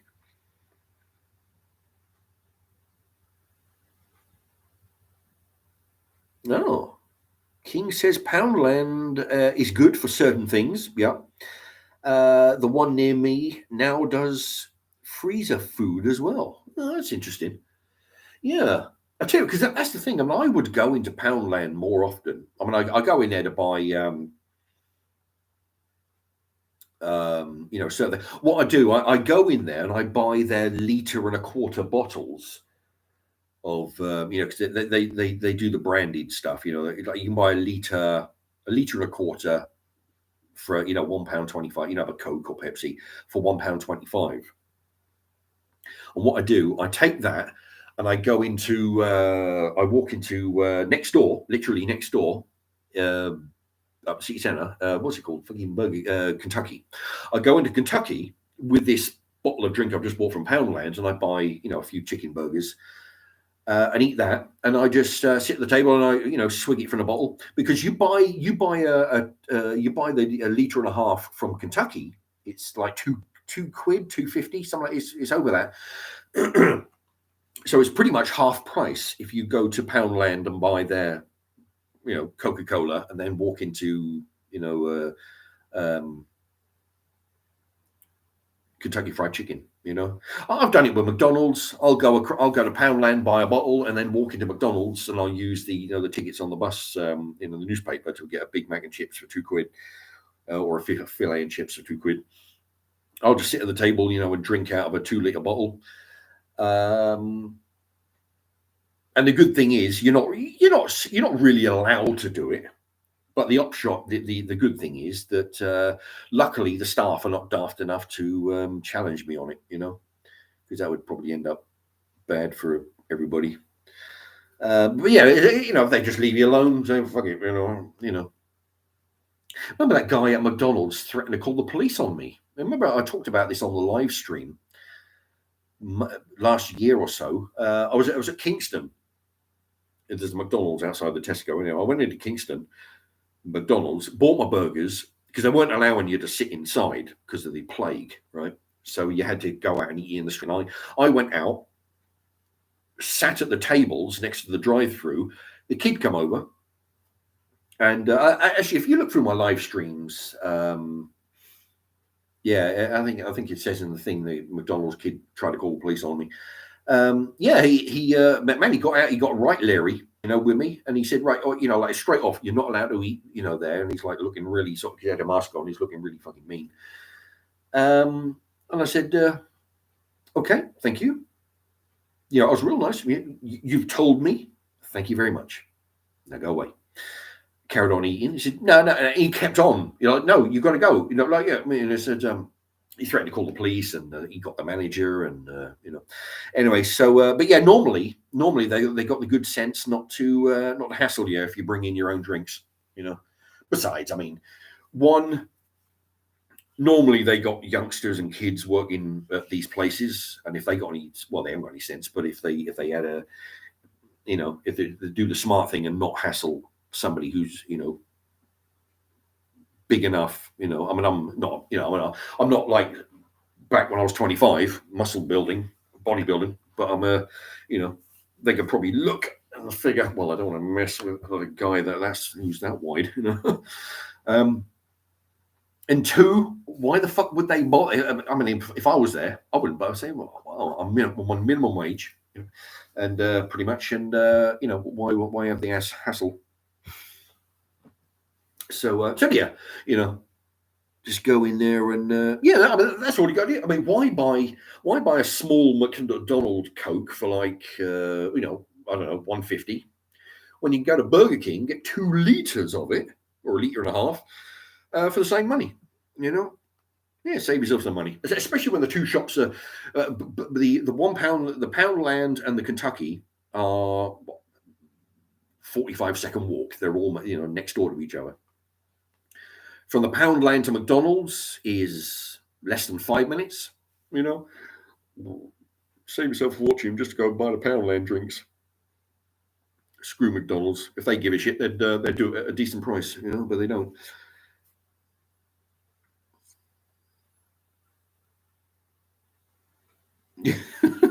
Dave says, sticking it to the man in the mildest manner possible. Yeah, that's what I was. This kid who threatened to call the police on me, I wasn't like, some people would have said, listen, got a bit leery with him. I just said to him, okay. He said to me, look, you can't sit there because you're not allowed, and you've got to piss off and go someplace else and eat your burgers. And I said, I was real calm. I said, okay, thank you. You've told me. Thank you. And then he kept on saying, no, you have to go like this. Okay, you've told me. Thank you. Now, you've told me your position. You've done your job. You don't know, go away. Yeah, but yeah, if you're just real polite to them, if you're polite to them, basically telling them to fuck off, but really politely, then you can pretty much get away with a whole bunch of stuff. It's when you start losing your temper with them, then they have the ammunition to, well, look, you were starting to get really, I thought I was going to get, smacked around, but that's why we call it. No, but if you're really polite, you say, okay, you've explained your point of view. I disagree. I'm going to sit here and eat my food, so you can just go away. Okay, real nice, and they can't do much with it. Okay, King says, do you plan on bringing back the £25 challenge? Possibly. I did a whole bunch of them. I did one from Aldi. I did one from Tesco, I think. I did one from Morrison's. It was basically the same shit. The results were all pretty much the same, no matter where you went. As long as you stick to shop brands and you're careful about what you're doing. Because, I wasn't just buying any old crap and throwing it in the trolley. I was looking at stuff, okay, and I'm thinking, okay, a bag of nuggets. I could probably get 3 meat portions out of that, divide it into 3. There's, chicken Kievs. Okay, that's two meat meals there, and then buying veg. So I'm actually putting meals together as I'm buying stuff. I'm buying, okay, a box of 20 fish fingers. Okay, there's 5 fish fingers in a portion. That's 4 meals. I'll do 4 meals. Now we're going. You can do it. And what I was doing, spending £25 pretty much to the penny. And I was getting no matter which store I did it from, Aldi, Tesco, Morrison's, I got 12 meals. Okay, not 12 days. It was, because if you eat 2 meals a day, 12 hours, 6 days, but I was getting 12 meals. And these were, if you have a look at, watch the videos, the £25 challenge, they weren't kids' meals. They were full adult meals. So, if you were feeding a kid, if a kid was doing it, or a soy boy, one of these noodle-armed soy boys and green hair that are running around, he would have half portions. So instead of 12 meals, he'd have 24 meals. So that'd be like a whole month's worth almost on 25 quid. So I was eating, because I had a pretty strenuous job. So I was eating high calorie, big dinners. The plate was full. It was that. I still got it. I still use it now. That big pasta bowl I used to eat. So so £25 into 12 meals. So that's 1 meal a day for 12 days, 2 meals a day for 6 days. So that works. If you work it out as approximately £2.22, I believe. That was on average. Okay, so because I remember you might remember I used to itemize everything on the whiteboard. And it would be, 5 chicken nuggets equals 17p. 1 chicken Kiev, 36p. Half a bag of chips, 45p. So some meals would be 96p, for example. Other meals would be £3.50. But when you average it, it works out as £2.22.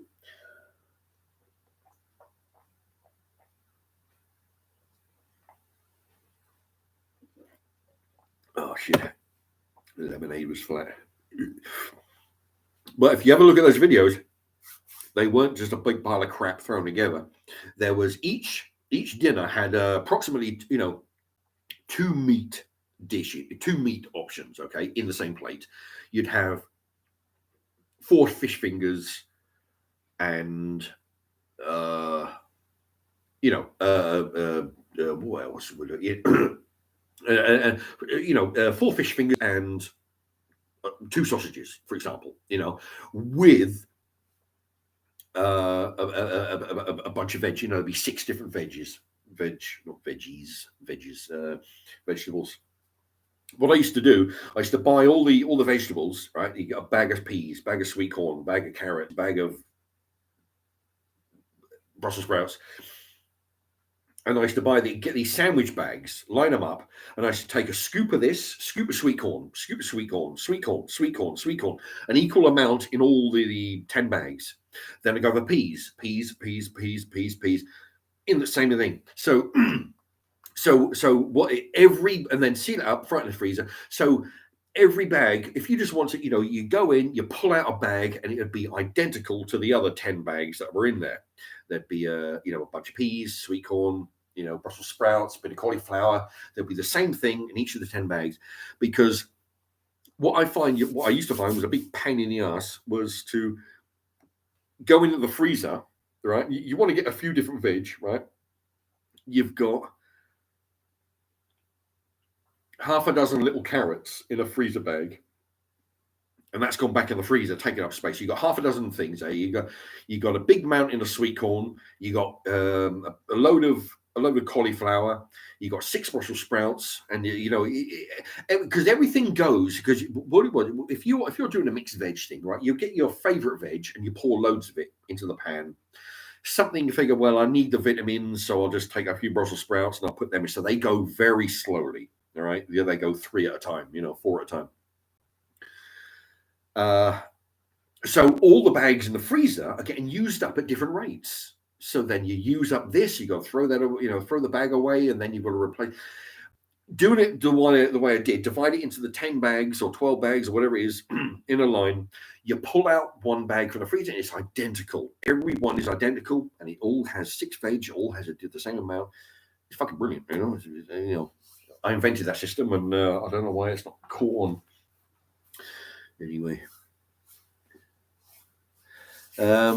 But yeah, anybody who's looking to go onto a budget, or who has a bunch of people in the house that they need to feed for cheap, or they're going to, send them to the £25 challenge. It is all about being savvy. It's not about buying crap. Okay, I mean, I'm buying meat products. I'm having 2 meats and 6 veg on every single plate. It could be a piece of fish and I don't know. Anyway, 2 bits of meat. So I mean, the vitamins were in there. English Heart is in the house. Shit that the chicken died. Indeed, yeah, it's a bit of a bastard. It's a fucking shocker as well. And I still don't know how it died. I think it died of shock. That's what I'm thinking. See, that's what I don't understand. Yeah, because I mean, you'll have to watch the rerun for me to see what I've explained about how it died. But it looks like it died of a heart attack. I don't know. It died of shock because there's no injury to the body to indicate it was savaged to death. None of that. And it was in perfect order with feathers, no missing body parts, but there was feathers strewn all over the. So I don't even know where they come from. Anyway, yeah, English Heart goes on to say. The funny critters. Yeah, they are. They can be. They can be quite inquisitive. When I'm, on my orange high-vis coat, on the sleeves, you've got that Velcro thing where you can tighten it to tighten the around there. Oh yeah, well, if sometimes they'll be, they'll be trying to eat that, or they eat the tassel from a coat that's hanging down. They'll try and pull that. But yeah, sometimes they'll come up and see if I'm, because I made that table out of some pallets. You'll have seen it on the allotment videos. I made that table, so and I work on that. I do my woodwork on that, and if I'm, filling up their food feeders, they'll jump up onto it to see what I'm doing up there. Yeah, they're inquisitive.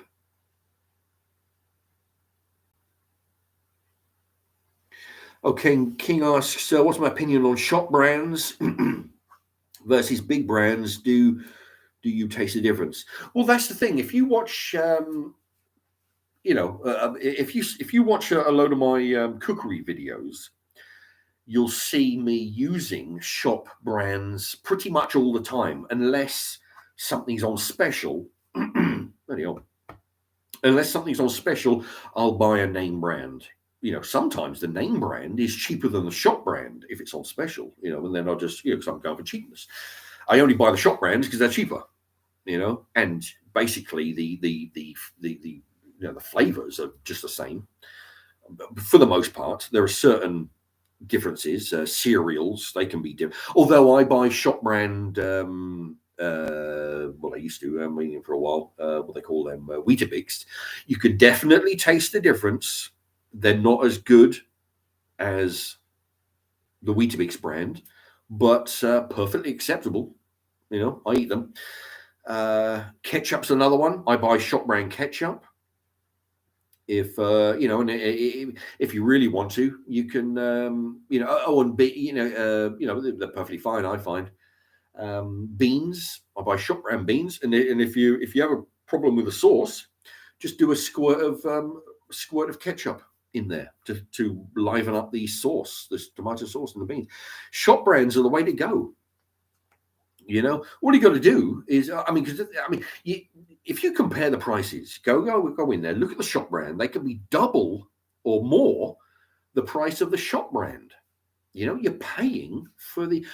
I've said it before, and I'll say it again. When it comes to tinned veg, how badly can they fuck up a tin of peas? Okay, a tin of peas is a tin of peas. Tin of sweet corn is a tin of sweet corn. It's only that one company has a bigger name brand, and they charge more for it. You know, what's the difference between the two? Look at the baked beans. Everybody uses the haricot beans in baked beans. It's only the sauce that's the difference. So if you squirt some, get a sachet of ketchup or your bottle of ketchup, put a squirt of that in it, you've got high quality tasting beans, you know? If you really want. I sometimes I do it, sometimes I don't. I'll just eat the name brands beans as they are. But yeah, you just put a squirt.